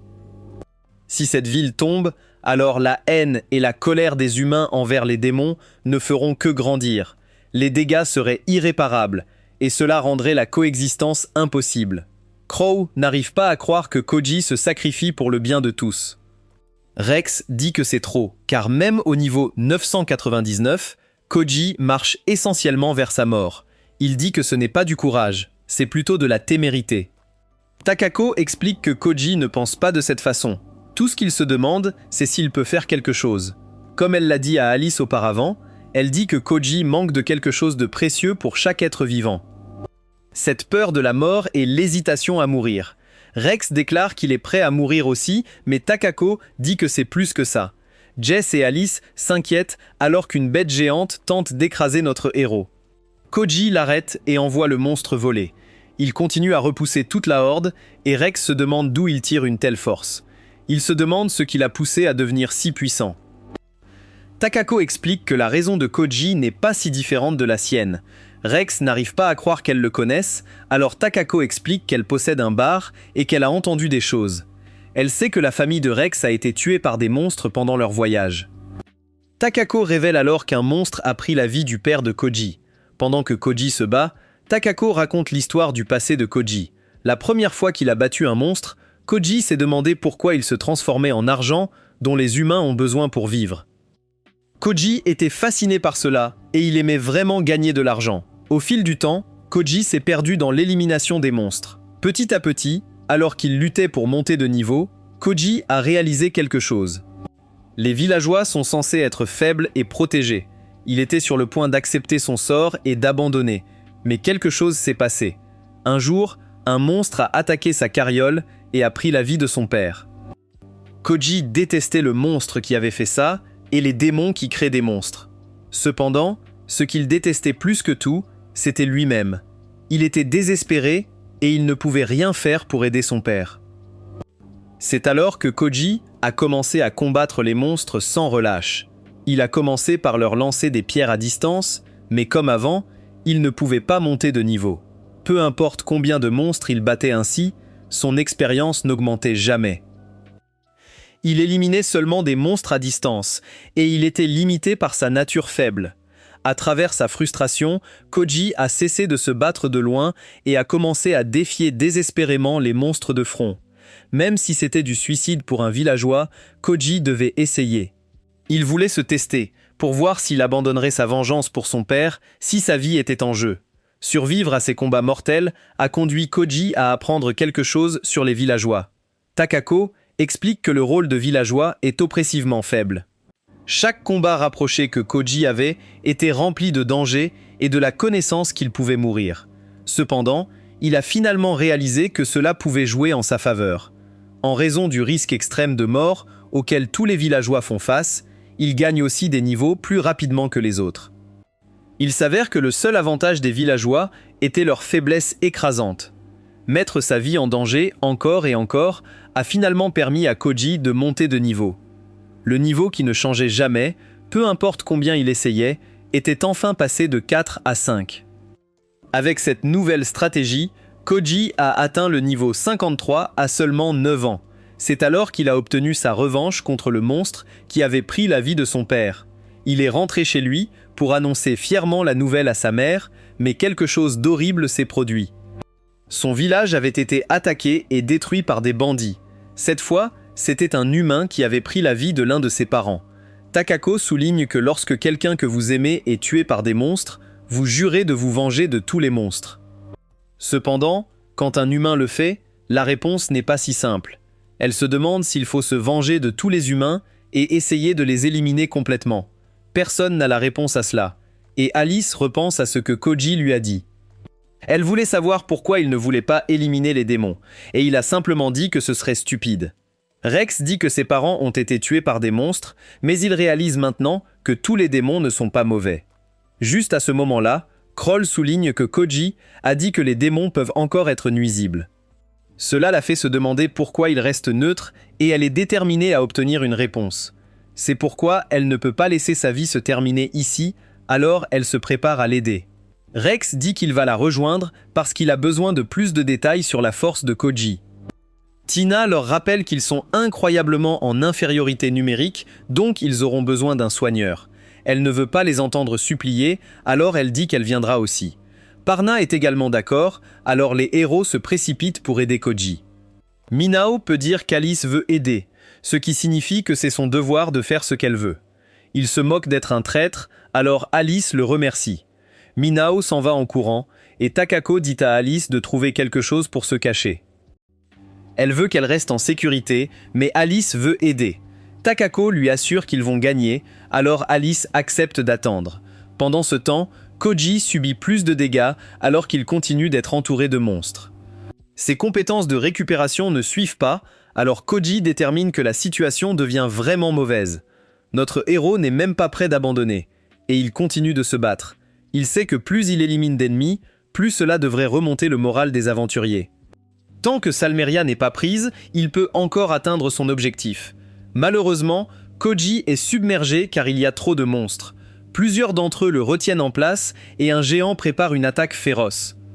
La foudre sacrée de Jest et Rex surgit de nulle part pour aider Koji. Koji se demande ce qu'ils font ici, alors ils expliquent qu'ils ont encore des questions pour lui.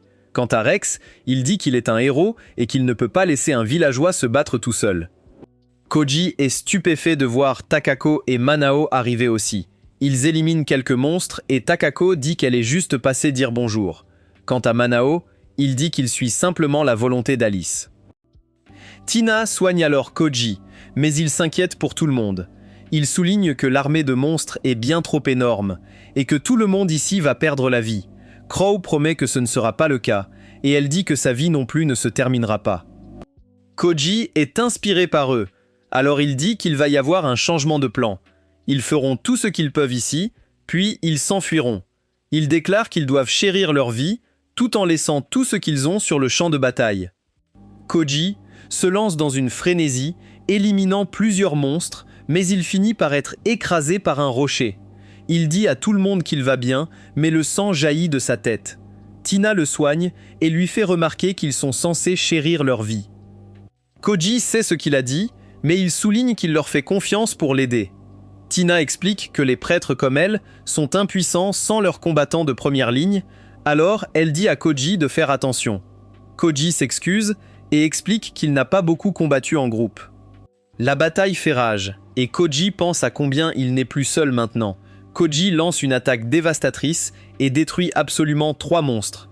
ses amis infligent également beaucoup de dégâts en éliminant de nombreux ennemis. Alice ne peut s'empêcher de remarquer qu'ils se battent tous si durement. Alors, elle détermine qu'il doit y avoir quelque chose qu'elle peut faire pour aider. Pendant ce temps, Takako dit à Rex de s'occuper des ennemis faibles et de la laisser gérer les plus coriaces. Rex trouve cela ridicule, car un héros ne peut pas être difficile sur ses adversaires. Takako détruit un groupe de monstres avec une pluie de coups. Elle révèle à Rex qu'elle a une compétence pour contourner les défenses ennemies. Rex est stupéfait, car cela signifie qu'elle est au-dessus du niveau 100. Il n'arrive pas à croire qu'il vient de rencontrer quelqu'un de plus haut niveau que lui, alors il déclare qu'il doit devenir plus fort. Koji se tourne alors vers tout le monde et annonce qu'ils ont besoin de plus de travail d'équipe. Notre héros a une idée, alors il se demande si Parna peut utiliser de la magie de zone. Elle le peut, et Kroll dit qu'elle peut aussi. C'est génial, alors notre héros les emmène dans les airs en criant. Il dit aux filles de nettoyer un groupe de monstres, et elles comprennent l'idée. Elles utilisent leur sort de zone, et elles éliminent un énorme groupe de monstres. Notre héros les lâche ensuite au sol, et Kroll lui demande de montrer un peu de respect. Koji s'excuse, mais il souligne qu'il vient d'utiliser un peu de travail d'équipe. Pendant ce temps, les aventuriers en ville se demandent s'ils doivent évacuer avec les villageois. Ils ont perdu tout espoir, croyant que Samaria est perdue. Cependant, avant de partir, on entend Alice les appeler. Au lever du jour, on voit que Koji et les autres continuent de combattre l'armée géante. Koji sent que les autres atteignent leurs limites, mais l'armée ne montre aucun signe de ralentissement. Il dit à tout le monde qu'il devrait faire demi-tour et se retirer. Takako comprend que Koji veut qu'il fuit pendant qu'il continue à se battre seul. Bien sûr, ils refusent tous de le laisser. Koji est sûr qu'ils ne survivront pas à la bataille, alors il se demande quoi faire. Jest et Alice reviennent et disent à Koji que c'est enfin son tour de recevoir de l'aide. Elle a amené tout le groupe d'aventuriers de Salmeria et tout le monde est stupéfait. Les aventuriers déclarent qu'ils protégeront Salmeria de leur vie et rejoignent le combat. Alice explique qu'elle leur a dit que tout le monde se battait ici et qu'elle a demandé leur aide. Au début, les aventuriers étaient terrifiés en voyant la horde de monstres de haut niveau. Ils ont dit qu'ils n'étaient pas assez forts et qu'ils n'avaient aucune chance. Cependant, ils ont remarqué que nos héros ne renonçaient pas. Leur effort a fait réaliser aux aventuriers qu'ils pouvaient aussi agir. Alice déclare que nos héros leur ont donné confiance. Kroll est stupéfait d'entendre cela, car tout a commencé avec un villageois. Koji a inspiré les héros à se battre, et cela a inspiré le grand groupe d'aventuriers. Il a suffi d'une seule aventure pour que tout le monde se dresse contre une horde de monstres, et Kroll n'a jamais rien vu de tel. Rex est encore plus impressionné par Koji et dit qu'ils verront tous ce combat jusqu'à la fin. Koji reste humble et dit qu'Alice est la véritable héroïne. C'était elle qui voulait agir, alors elle a amené les aventuriers ici. Koji dit qu'il y aura un changement de plan et qu'il est temps de gagner ce combat. Il dit à tout le monde de donner tout ce qu'ils ont et tout le monde se prépare pour l'assaut final. Koji dit à Alice de rester en arrière à cause du danger et il entraîne tout le monde au combat.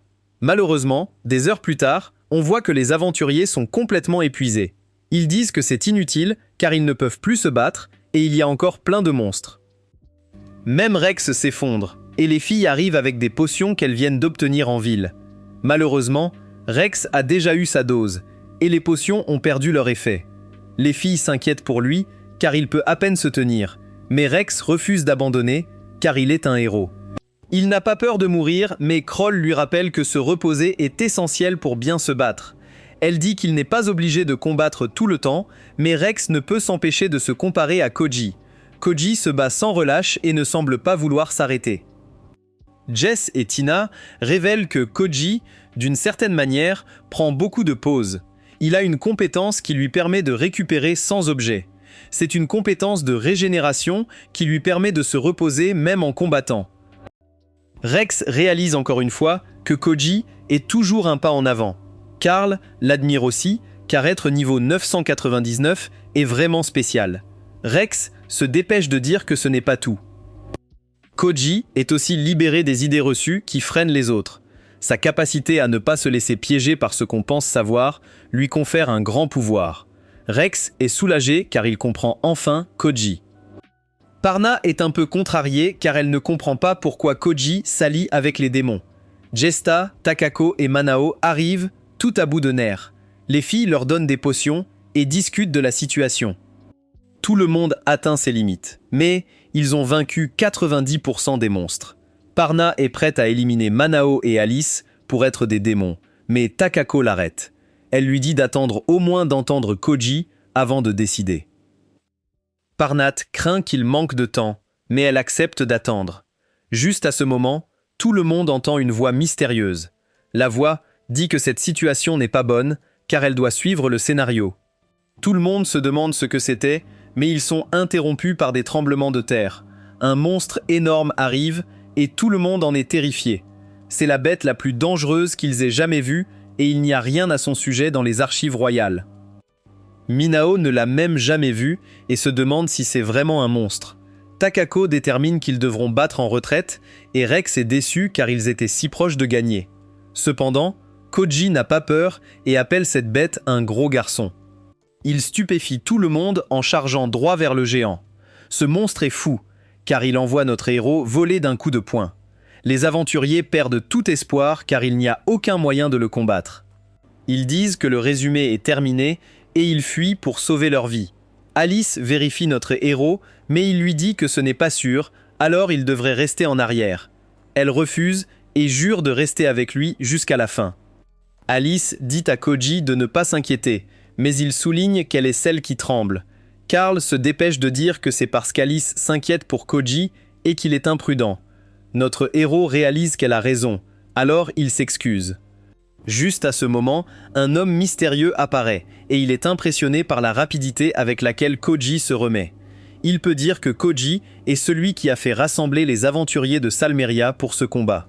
Minao révèle que ce type s'appelle Estella.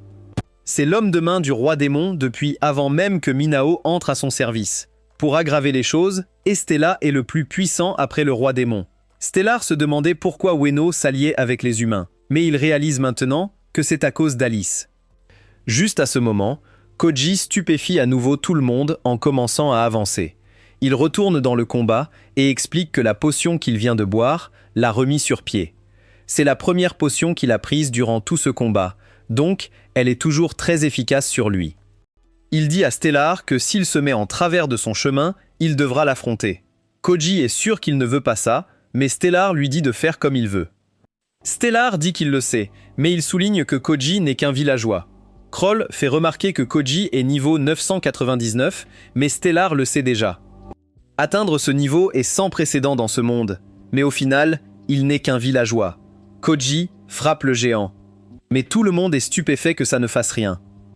Kroll rétorque que le haut niveau de Koji devrait lui donner des compétences. Stellar admet que sa compétence de régénération est très rare, mais il se demande quelles autres compétences il a.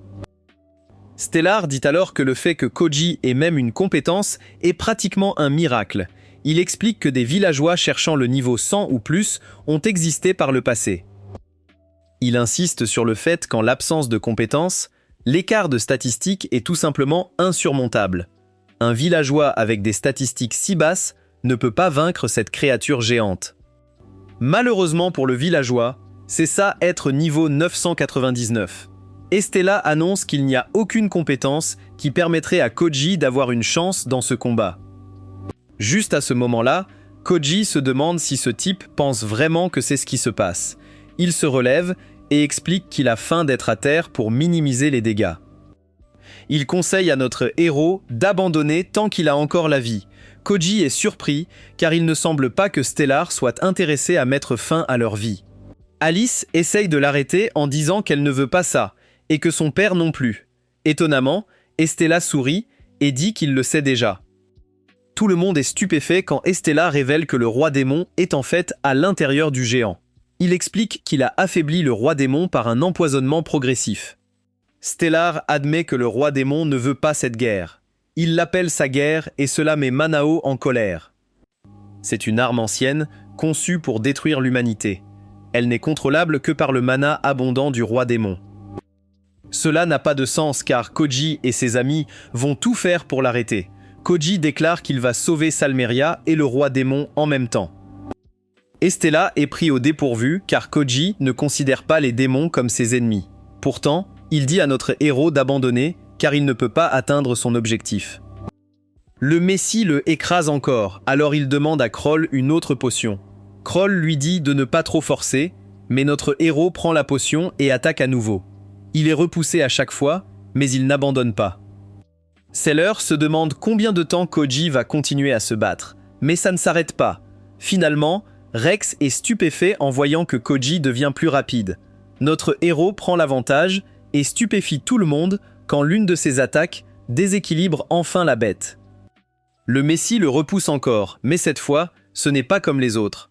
Pendant que Stellar se demande comment Koji a pu blesser le Messie, Koji déclare que c'est ce qu'on peut accomplir avec un effort acharné. Les filles essaient de convaincre Koji d'arrêter de se battre car il risque sa vie. Les potions ont même perdu leur effet sur lui, alors Koji dit qu'il va juste devoir se reposer un instant avant de se battre à nouveau. Étonnamment, Parna commence à le soigner et elle veut savoir pourquoi il est si désespéré de se battre. Elle veut tout savoir, y compris pourquoi il ne déteste pas les démons. Koji explique que tout a commencé quand un démon a pris la vie de son père. Après cela, Koji s'est demandé pourquoi les villageois devaient être si faibles. C'était extrêmement frustrant pour lui et il ne pouvait pas le supporter. C'est pourquoi il a travaillé dur pour monter en niveau et devenir plus fort. En le faisant, il s'est demandé pourquoi il était un villageois et pourquoi les rôles existaient même. Il se demandait qui avait décidé cela et pourquoi les monstres se transformaient en argent. Ce qu'il remettait le plus en question, c'est ce que sont vraiment leurs écrans de statut. Le concept entier de niveau et l'idée de gagner de l'expérience en battant des monstres plus forts que soi lui paraissaient très étranges. Même les compétences qu'ils apprenaient tous les 100 niveaux lui semblaient complètement absurdes. Quand la vie de sa mère a été prise, quelque chose lui est venu à l'esprit. Il a réalisé que les humains et les démons sont pareils et qu'ils se battent parce que c'est ainsi que fonctionne le monde. Il dit que les choses commencent à avoir du sens quand on y pense de cette manière. La meilleure façon de survivre dans ce monde est de vaincre des monstres, de devenir plus fort et de prendre leur argent. Ça a tellement de sens que personne ne remet ça en question. Ils continuent juste à se battre comme ils le doivent et laissent leur rôle assigné déterminer leur vie. Ils n'ont jamais un second doute et ils n'apprennent jamais pourquoi les choses sont comme elles sont. Koji fait remarquer que chaque fois que Rex dit qu'il fait quelque chose parce qu'il est un héros, on dirait qu'il essaie plus de se convaincre lui-même que les autres. Il sent qu'il aurait choisi une classe différente s'il avait eu le choix. Koji déclare qu'ils devraient être autorisés à choisir ce qu'ils veulent devenir, mais les règles de ce monde les en empêchent. Il révèle que lorsqu'il a atteint le niveau 999, il a ressenti le désespoir. C'est parce que sa fenêtre de statistiques a cessé d'afficher le compteur, montrant combien d'expérience il lui fallait pour atteindre le niveau suivant. Il ne pouvait pas aller plus loin, alors Stilter se demande pourquoi il continue à se battre si désespérément. Koji révèle que c'est parce que lorsqu'il a atteint le niveau 999, il a obtenu une nouvelle compétence. Cette compétence lui a donné une réponse à toutes ses questions sur ce monde. Koji affiche son écran de statut pour montrer cette compétence qui s'appelle « Celui qui défie Dieu ». Cela fait en sorte que la croissance de ses utilisateurs ne s'arrête jamais. La quantité d'expérience que Koji gagne lui donne un pouvoir au-delà de ses limites. Tout le monde est stupéfait et Koji déclare que celui qui a créé le monde de cette manière lui a lancé un défi. Koji annonce qu'il va vaincre la personne qui a créé ce monde et qu'il va leur dire que tout le monde devrait avoir la liberté de vivre comme il le souhaite. Juste à ce moment-là, une tonne de pouvoir commence à s'écouler de lui et tout le monde se demande ce qui se passe. Koji révèle qu'au niveau 900, il a appris une compétence qu'il n'aime pas utiliser. Elle double son pouvoir pendant un bref instant, mais il finit paralysé un moment après. Ça s'appelle limite briseur et il l'utilise maintenant. Il déclare que ce sera la fin du combat, alors ils devraient tester leur puissance une dernière fois. Koji s'élève dans les airs et dit que si le niveau 999 est sa limite, alors le monde tel qu'il est complètement nul. Il dit qu'il choisit lui-même ses limites et il libère son coup le plus puissant. Les dégâts fous de Koji vainquent le Messie et il salue le roi démon. La bataille est enfin terminée et le roi démon s'excuse auprès d'Alice de l'avoir inquiété. Koji est complètement épuisé et Alice dit à son père que Koji l'a sauvé. Le roi démon dit à notre héros qu'il lui a rendu un grand service et notre héros répond que ce n'était pas grand-chose. Le roi démon ne peut s'empêcher de dire que Koji est le villageois le plus curieux qu'il ait jamais vu. Il est aussi surpris de voir qu'un héros fait partie des personnes qui ont aidé, et il souligne que Rex pourrait mettre fin à sa vie maintenant. Rex ne peut pas se résoudre à le faire, mais Parna déclare qu'ils ne peuvent pas laisser passer cette chance. Manao essaye de l'arrêter, mais le roi démon ne peut que rire. Il ne blâme pas Parna car il est naturel qu'elle le déteste. Cependant, Parna n'a plus de pouvoir magique, donc elle ne peut rien faire. Juste à ce moment-là, le roi démon se tourne vers Estella et exige de savoir ce qu'il fait. Estella révèle que la vérité est liée à l'objectif de Koji. Il souligne que Koji veut confronter celui qui est responsable de la création de ce monde. Leurs objectifs sont un peu alignés, donc il dit qu'il donnera à Koji 2 indices pour apprendre l'identité du créateur. Il dit que le premier indice est révélé en mettant fin à la vie du roi démon. Koji refuse bien sûr, mais un stellar s'y attendait. Il explique ensuite que le deuxième indice est un objet anonyme et coûteux vendu par la guilde en ville. Koji est stupéfait, car c'est l'objet mystère vendu pour 10 000 pièces d'or. Jess et tout le monde sont horrifiés lorsque le stellar téléporte le roi démon. Il explique qu'il le gardera jusqu'à ce que les choses soient décidées. Koji souligne qu'un stellar est censé servir le roi et il ne peut pas le nier.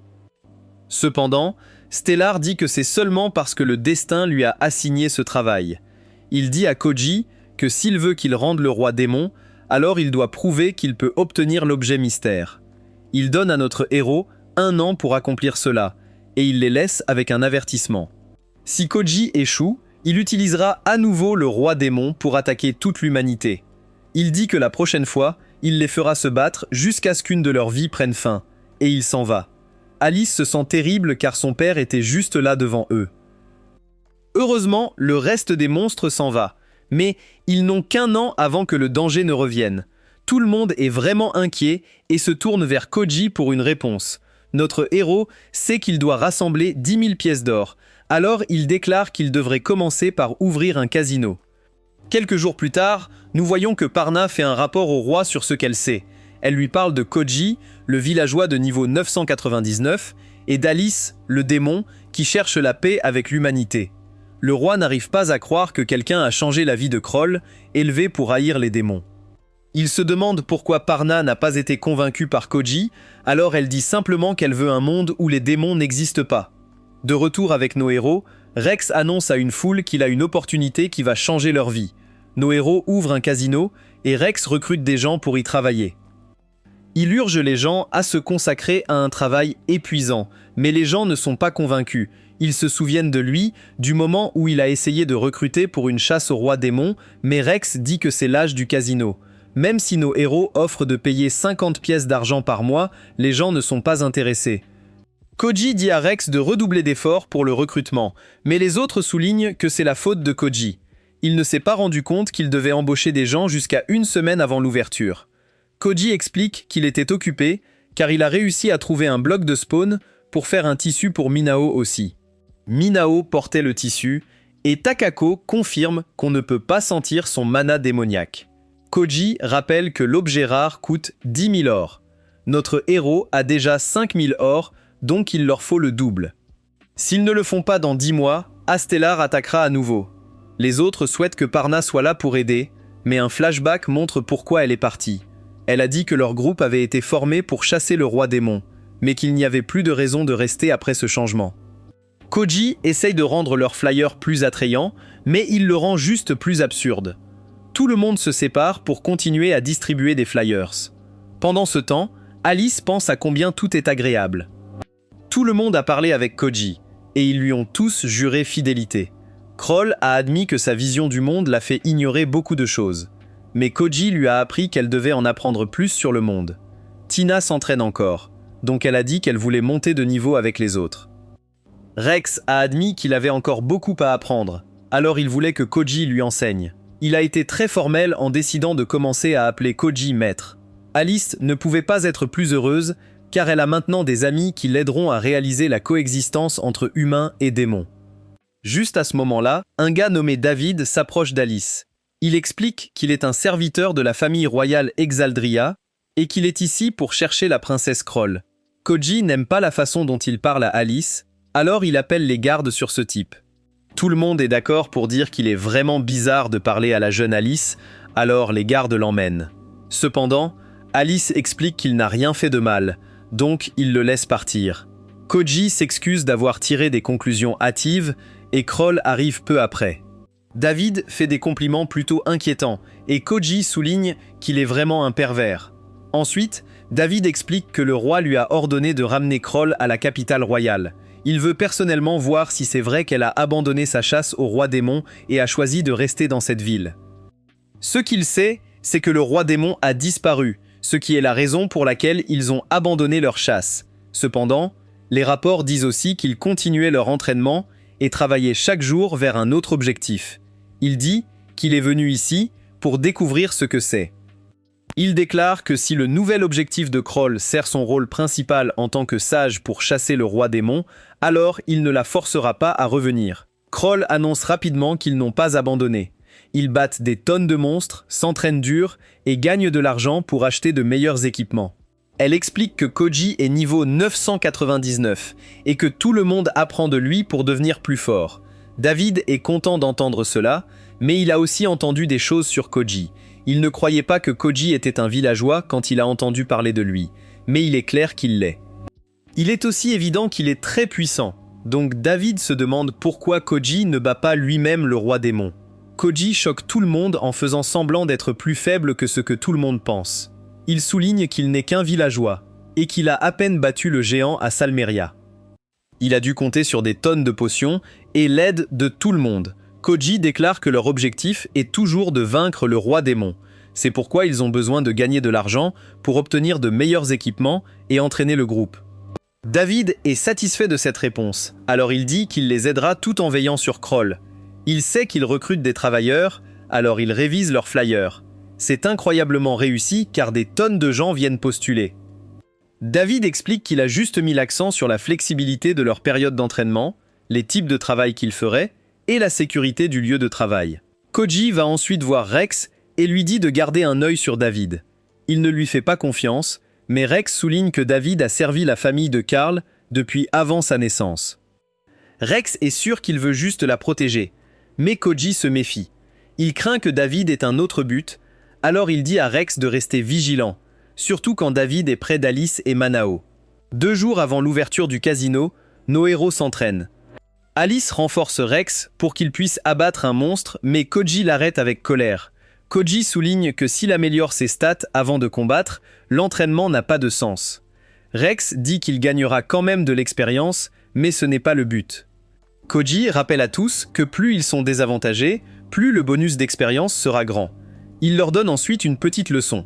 La première règle des niveaux et de l'expérience est que votre niveau augmente quand vous atteignez un certain montant d'expérience.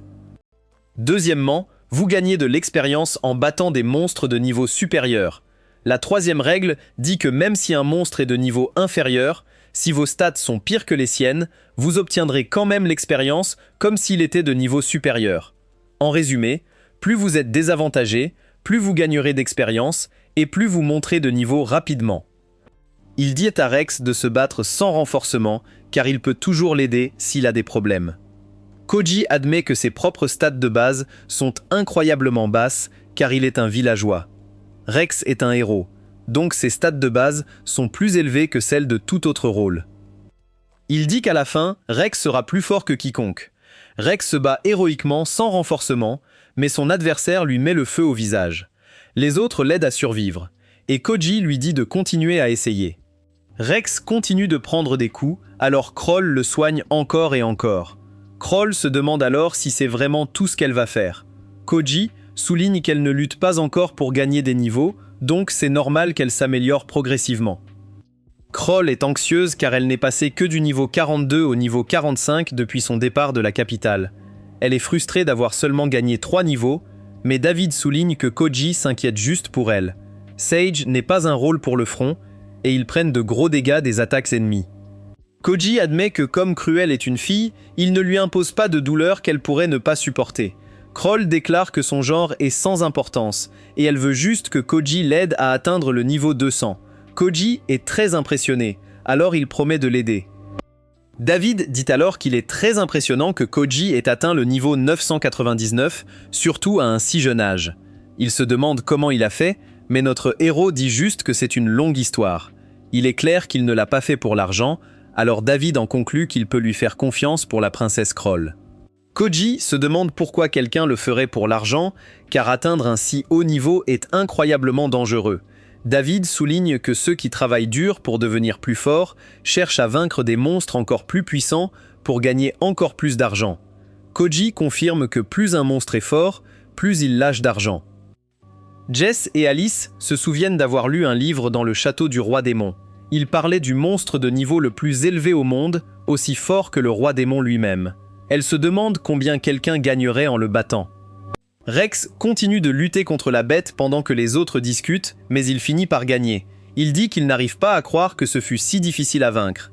Il appelle son maître incroyable, car ce combat qu'il a presque brisé n'aurait été rien pour Koji.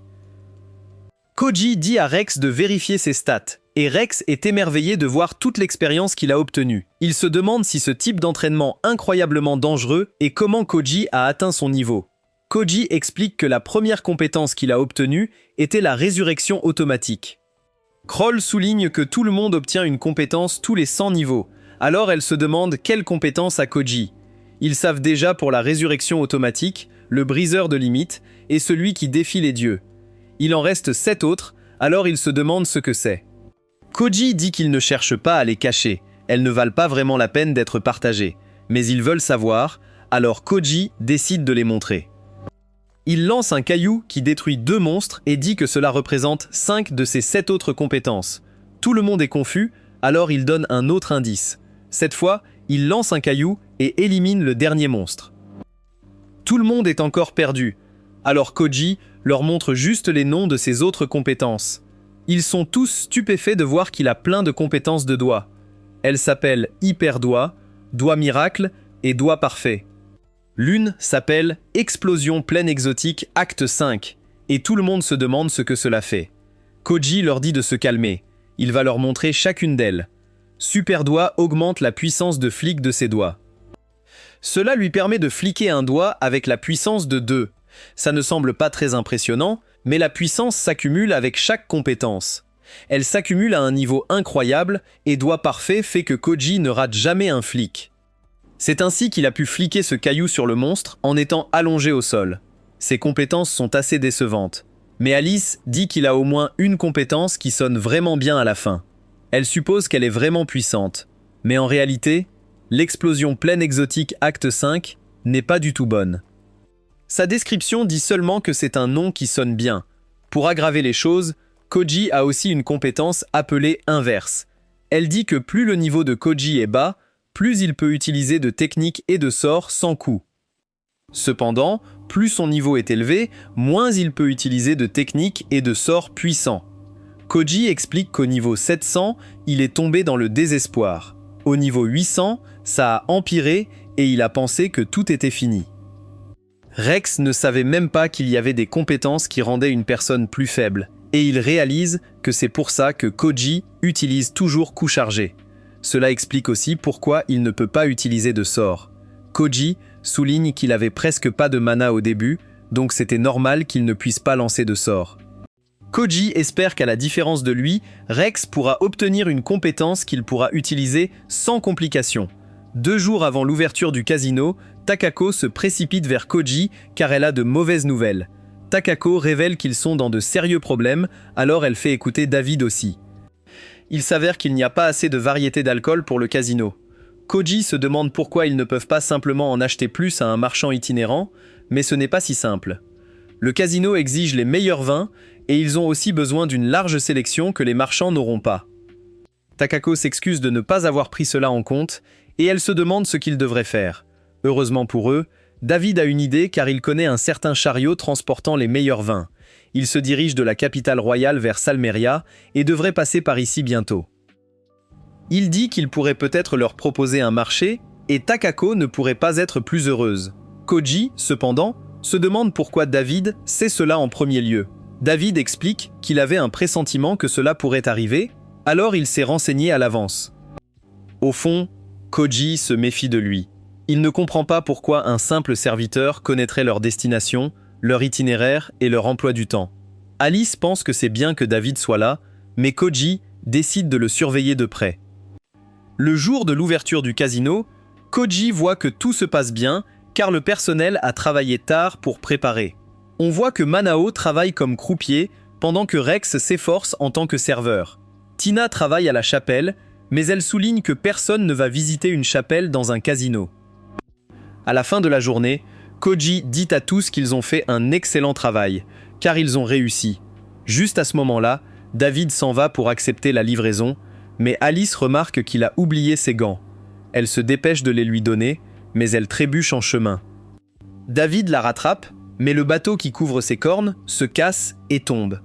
Alice est terrifiée, car David peut maintenant voir qu'elle est un démon.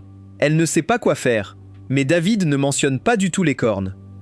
Au lieu de cela, il dit que son nœud est un bel accessoire et il lui demande si c'est un cadeau de Koji. Alice le confirme, alors David lui dit de bien en prendre soin. Il remet simplement le nœud et dit que c'est parfait.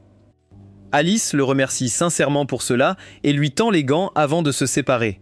De retour dans la salle de pause, Manao déclare qu'ils doivent faire quelque chose à propos d'un gros problème. Manao dit à Alice qu'ils doivent partir dès que possible, mais elle veut rester avec Koji.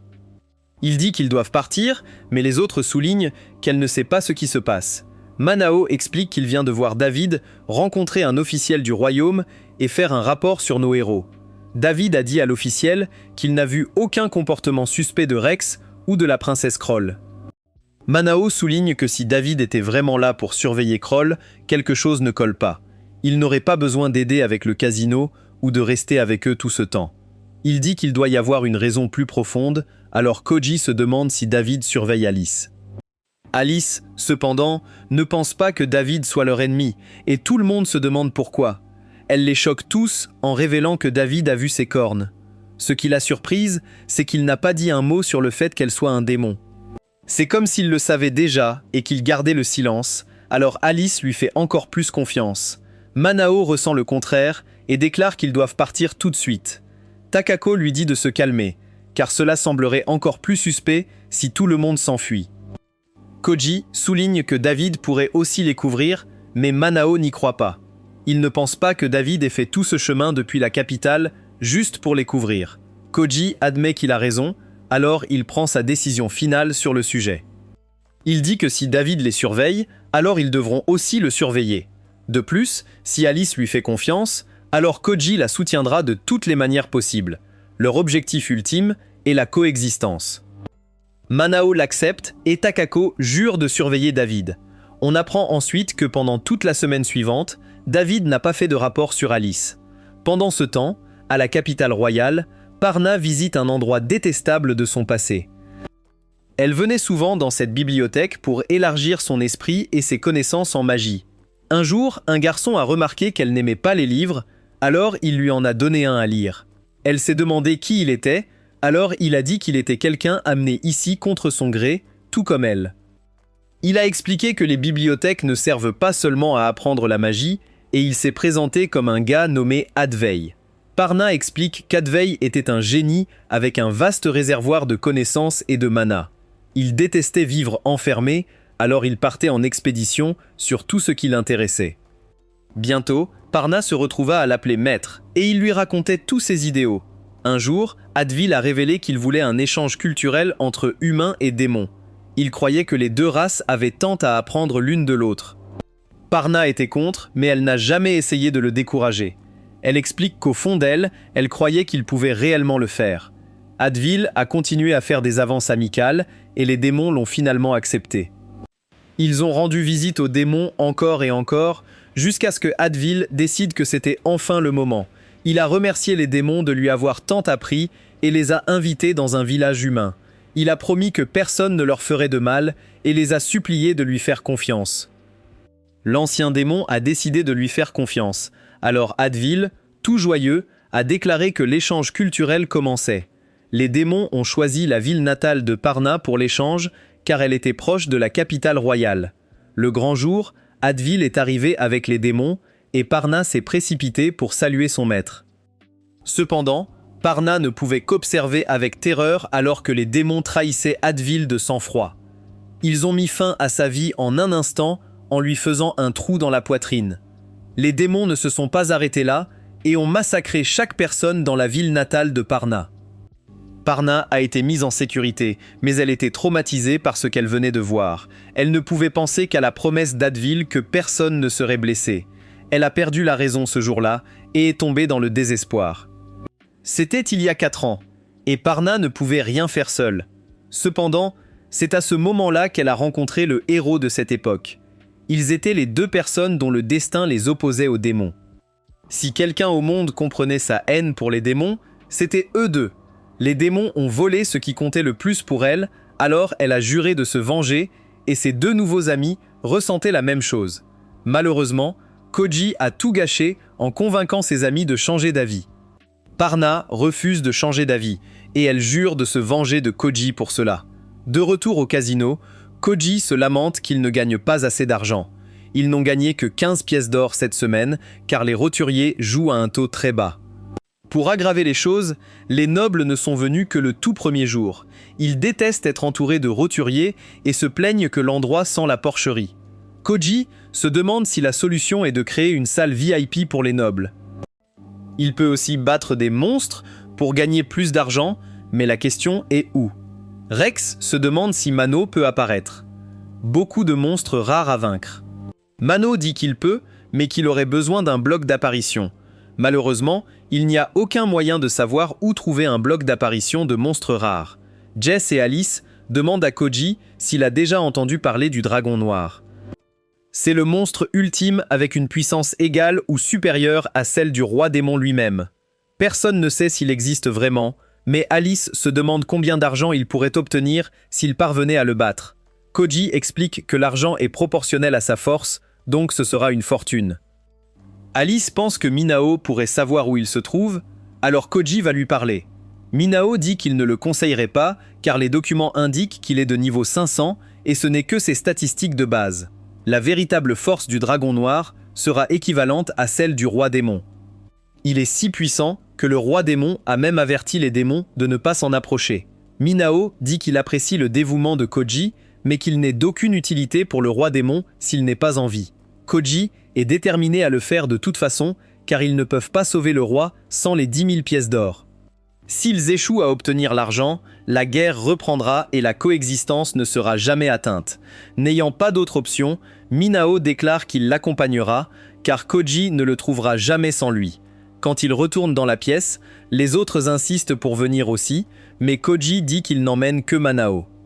Il ne sait pas ce qui va se passer dans ce donjon, donc il ne prend que le niveau T716 Manao. Le casino est important aussi, alors il veut que tout le monde se concentre ici. Le lendemain, Koji se prépare à partir, et Tina panique complètement. Elle se demande s'il a pris sa brosse à dents, des rations et des potions, et elle insiste pour qu'il prenne plus. Alice demande à Koji s'il y a autre chose qu'elle peut faire en plus de l'aider avec le casino. Koji lui dit simplement de rester en bonne santé, car c'est grâce à elle qu'il en est là. S'il lui arrivait quelque chose, il perdrait toute sa motivation. Koji demande à David de s'occuper d'Alice, puis il part avec Manao. Ensuite, Alice se demande si elle peut être utile à Koji comme les autres. David dit que sa présence ici motive tout le monde, mais il y a plus. Elle pourrait travailler pour améliorer ses propres capacités comme Rex et Kroll. Il souligne que ce qu'elle peut faire maintenant est ce qui compte vraiment. Alice réalise qu'elle doit travailler pour augmenter ses compétences. Elle prend sa décision et choque tout le monde en demandant à apprendre à lancer des sorts. Un peu plus tard, Alice s'entraîne avec Kroll, mais elle échoue encore à lancer son sort. Kroll explique que visualiser un sort est la clé pour bien le faire. Elle donne un exemple en disant qu'elle imagine la glace se transformant en lames aiguisées pour lancer son sort de lame de glace. Pendant que Tina les regarde, elle pense à la façon dont les bénéfices du casino ont changé grâce à David et Takako. Cela signifie que tout le monde a plus de temps, mais cela fait aussi réfléchir Tina sur la pertinence du plan de Koji. Elle se demande ensuite ce que fait Rex ici, alors il dit qu'il a toujours voulu apprendre la magie. Il ne peut utiliser qu'une seule compétence avec son épée pour l'instant, et ça lui semble du gâchis. Pendant ce temps, Alice commence à craindre de ne pas avoir de talent pour la magie, car elle pratique depuis 10 jours sans résultat. Juste à ce moment-là, David lui offre un conseil. Il dit à Alice de se concentrer sur un sort qu'elle souhaite apprendre, car une fois qu'elle le comprendra, ses horizons s'élargiront. Il se demande quel sort elle veut le plus, alors Alice révèle qu'elle aimerait apprendre un sort de guérison. Elle veut pouvoir aider les gens quand ils souffrent, et David dit que c'est un choix merveilleux. Ensuite, Alice va parler à David car quelque chose la dérange. Elle veut savoir pourquoi il n'a dit à personne son secret, et David fait semblant de ne pas comprendre. Alice le supplie de ne pas faire l'idiot, car il sait qu'elle n'est pas une personne normale. David abandonne son jeu, et il demande à Alice si elle a peur d'être découverte. Alice admet qu'elle a peur que les gens la traitent différemment. En ce moment, les clients et le personnel sont si gentils avec elle et l'aident chaque fois qu'elle en a besoin. Malheureusement, tout cela parce qu'ils pensent qu'elle est humaine, alors qu'en réalité, elle est leur ennemi détesté. David révèle qu'il a pensé la même chose quand il a appris la vérité. Cependant, il a rapidement vu qu'Alice est une personne de caractère qui défie les idées reçues sur les démons. Surtout, la princesse Kroll considère Alice comme une chère amie, et David a vu sa nature bienveillante de ses propres yeux. Peu importe ce qu'elle est, car pour lui, elle est simplement Alice. Alice est vraiment émue. Alors elle le remercie et dit qu'il est aussi un cher ami. Pendant ce temps, Koji et Manao continuent leurs recherches dans la forêt sacrée. Koji dit que quelque chose ne va pas, mais il s'avère qu'il veut juste dire que voyager avec Manao est vraiment ennuyeux. Il voyage depuis 10 jours et Manao n'a pas dit un mot. Koji redevient sérieux en se demandant si c'est vraiment la bonne zone. Manao est sûr que c'est le cas, car c'est ce que les livres au château indiquaient. Le roi démon a dit qu'il n'était jamais venu ici lui-même, mais il a averti tout le monde qu'il y avait quelque chose à craindre en ce lieu. Malheureusement, ils ont cherché partout et n'ont rien trouvé. Koji commence à se demander s'il n'y a pas d'entrée visible du tout. Il souligne que le dragon noir n'est qu'une légende, car personne ne l'a jamais vu depuis le premier qui l'a trouvé. Il se demande si ce premier a utilisé une méthode spéciale pour atteindre l'endroit où se trouve le dragon.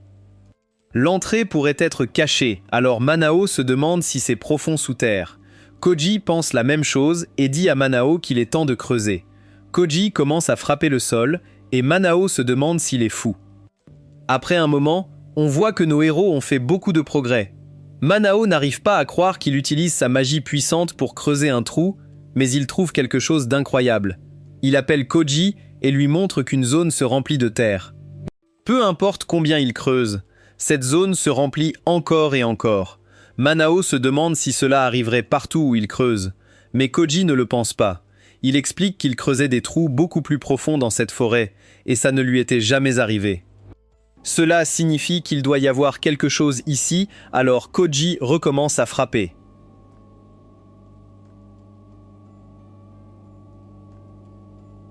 Malheureusement, la terre se reforme plus vite qu'il ne peut la briser, donc Koji n'a pas d'autre choix. Il utilise son pouvoir de limite et commence à frapper comme un fou. Cela lui permet de percer et il tombe dans un donjon caché. Manao se demande si le dragon noir est devant, mais Koji a besoin d'1 minute pour récupérer après avoir utilisé son pouvoir de limite. 6 jours plus tard, on voit qu'ils explorent toujours le donjon. Des monstres apparaissent, mais ce n'est pas la première fois. Koji passe à l'action et les élimine immédiatement. Koji dit que Manao pourrait aider parfois, mais Manao explique qu'il préserve sa magie pour quand c'est vraiment nécessaire. Koji ramasse l'argent et souligne que tous les monstres ici laissent tomber au moins 2000 pièces d'argent. Grâce à cela, ils ont gagné 284 pièces d'or en seulement 6 jours. En continuant leur recherche, Koji pense à la bizarrerie de cet endroit. Ce donjon est juste un chemin droit, et à la fin, il y a toujours un escalier en spirale. Cet escalier les mène à un autre chemin droit qui revient dans l'autre direction. De plus, des monstres apparaissent toujours à un certain point, et après cela, plus aucun n'apparaît à cet étage. Minao dit que cela ressemble presque à un test. Pour rendre les choses encore plus étranges, ils ont déjà descendu 90 étages. De retour au casino, Alice soigne un homme blessé, et tout le monde célèbre car son travail acharné a enfin porté ses fruits. Carl est émerveillé car Alice a appris la magie d'explosion de feu et de guérison en seulement 6 jours. Malheureusement, Rex ne va pas bien car il ne peut même pas apprendre un seul sort. Après qu'Alice ait fait un peu plus de guérison, David invite tout le monde à un repas. Il révèle qu'il va leur manquer car il va partir bientôt. Alice est choquée, alors David explique qu'il sera relevé de ses fonctions et retournera à la capitale. Cela laisse Alice le cœur brisé, mais David lui dit de ne pas être abattu car il reviendra dès qu'il aura du temps libre. Alice est soulagée, mais le moment de joie ne dure pas. Jazz fait alors entrer Perse dans la pièce et déclare qu'ils doivent quitter la ville. Il dit qu'il expliquera plus tard, mais il est déjà trop tard car Parna les a trouvés. Les filles sont heureuses de la voir, mais David sent que quelque chose ne va pas. Alice se précipite pour étreindre Parna, mais David est horrifié. Il dit à Alice de s'éloigner de Parna, mais il est trop tard. Parna détruit l'arc d'Alice et révèle la vérité à tout le monde. Tous dans le bar peuvent sentir son mana démoniaque et ils sont terrifiés. C'est le pire cauchemar d'Alice car ils la connaissent tous du casino et maintenant ils savent qu'elle est un démon. La nuit envahit la pièce et un homme dit à David qu'il ne pourra pas s'en sortir en parlant. Rex révèle que cet homme est le duc Militaria et il est le bras droit du roi. Militaria déclare que porter de faux témoignages est un crime grave. Alors Karl exige de savoir de quoi il parle. David avoue qu'il a menti en disant qu'il était ici pour veiller sur la princesse. En réalité, Parna a informé le royaume que Karl et Rex collaboraient avec des démons dans cette ville. Le roi n'a pas cru Parna, alors il a envoyé David enquêter.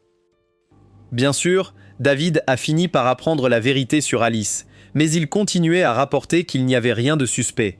Militaria explique que David est un excellent agent, donc il aurait normalement fait confiance à ses rapports. Cependant, cette affirmation vient de Parna elle-même, et ils se connaissent bien. Il l'a cru, alors il est venu vérifier par lui-même. Pendant que Parna écoute, elle pense que Militaria est le père de son ancien professeur, Advil. Militaria dit à David de s'expliquer, car s'il a une bonne raison, il dira au roi d'être clément. Étonnamment, David ne tente pas de se défendre. Au lieu de cela, il veut juste savoir ce que Militaria compte faire de Kroll, Rex et Alice. Militaria explique que le sort de Kroll et Rex dépendra du roi. C'est parce qu'il est possible que les démons les aient lavés de cerveau. Quant à l'enfant démon, Militaria l'utilisera pour débusquer l'autre démon. Après cela, il prévoit de mettre fin à leur vie. Rex est furieux, et il exige de savoir pourquoi Parna a fait ça. Il lui rappelle que Koji lui a dit que les démons et les humains sont pareils. Il se demande aussi pourquoi elle n'a pas pu attendre qu'ils aient les 10 000 pièces d'or. Parna déclare qu'elle a fait tout cela parce que leur objectif n'est pas ce qu'elle veut. Elle croit que les démons et les humains sont complètement incompatibles. Finalement, ils se trahiront et chacun perdra ceux qu'il aime. Parna jure de mettre fin à cela avant que quelqu'un d'autre ne subisse cette douleur. Kroll réalise qu'elle ne peut rien faire d'autre, alors elle se rend. Militaria ordonne alors aux chevaliers de les arrêter tous. Avant d'être emmené, Kroll demande à David pourquoi il a ignoré les ordres de son père et soumis de faux rapports. David révèle que c'est parce que Kroll avait commencé à sourire comme avant. Malheureusement, Kroll est à nouveau triste alors que leur voyage est sur le point de se terminer. Jazza et Takako font irruption et nos héros passent à l'action. David aide Alice à se libérer et dit à Takako de la protéger.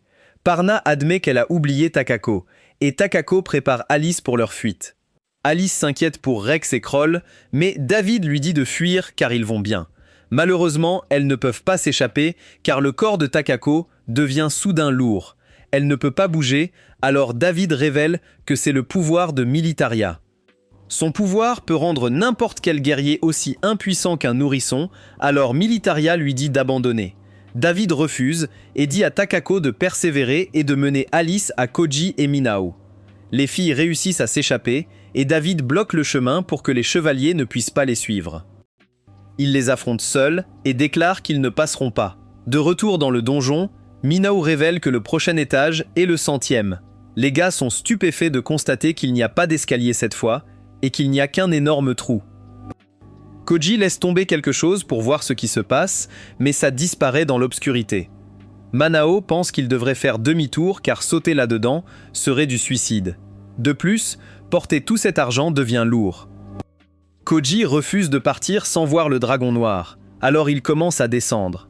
Minao ne peut pas le laisser partir seul, alors il suit notre héros. Finalement, ils atteignent une substance étrange. et Koji réalise ce qui se passe. Il traverse et dit à Minao qu'ils peuvent sauter. Ils atteignent le fond, et Manao réalise que cette substance coupe la lumière et le son. Manao remarque que Koji est devenu silencieux et fixe quelque chose. Il est choqué de voir que Koji regarde le dragon géant qu'il cherchait. Cette créature est terrifiante. Elle déclare qu'elle est impressionnée que nos héros soient arrivés si loin. N'oubliez pas d'aimer la vidéo.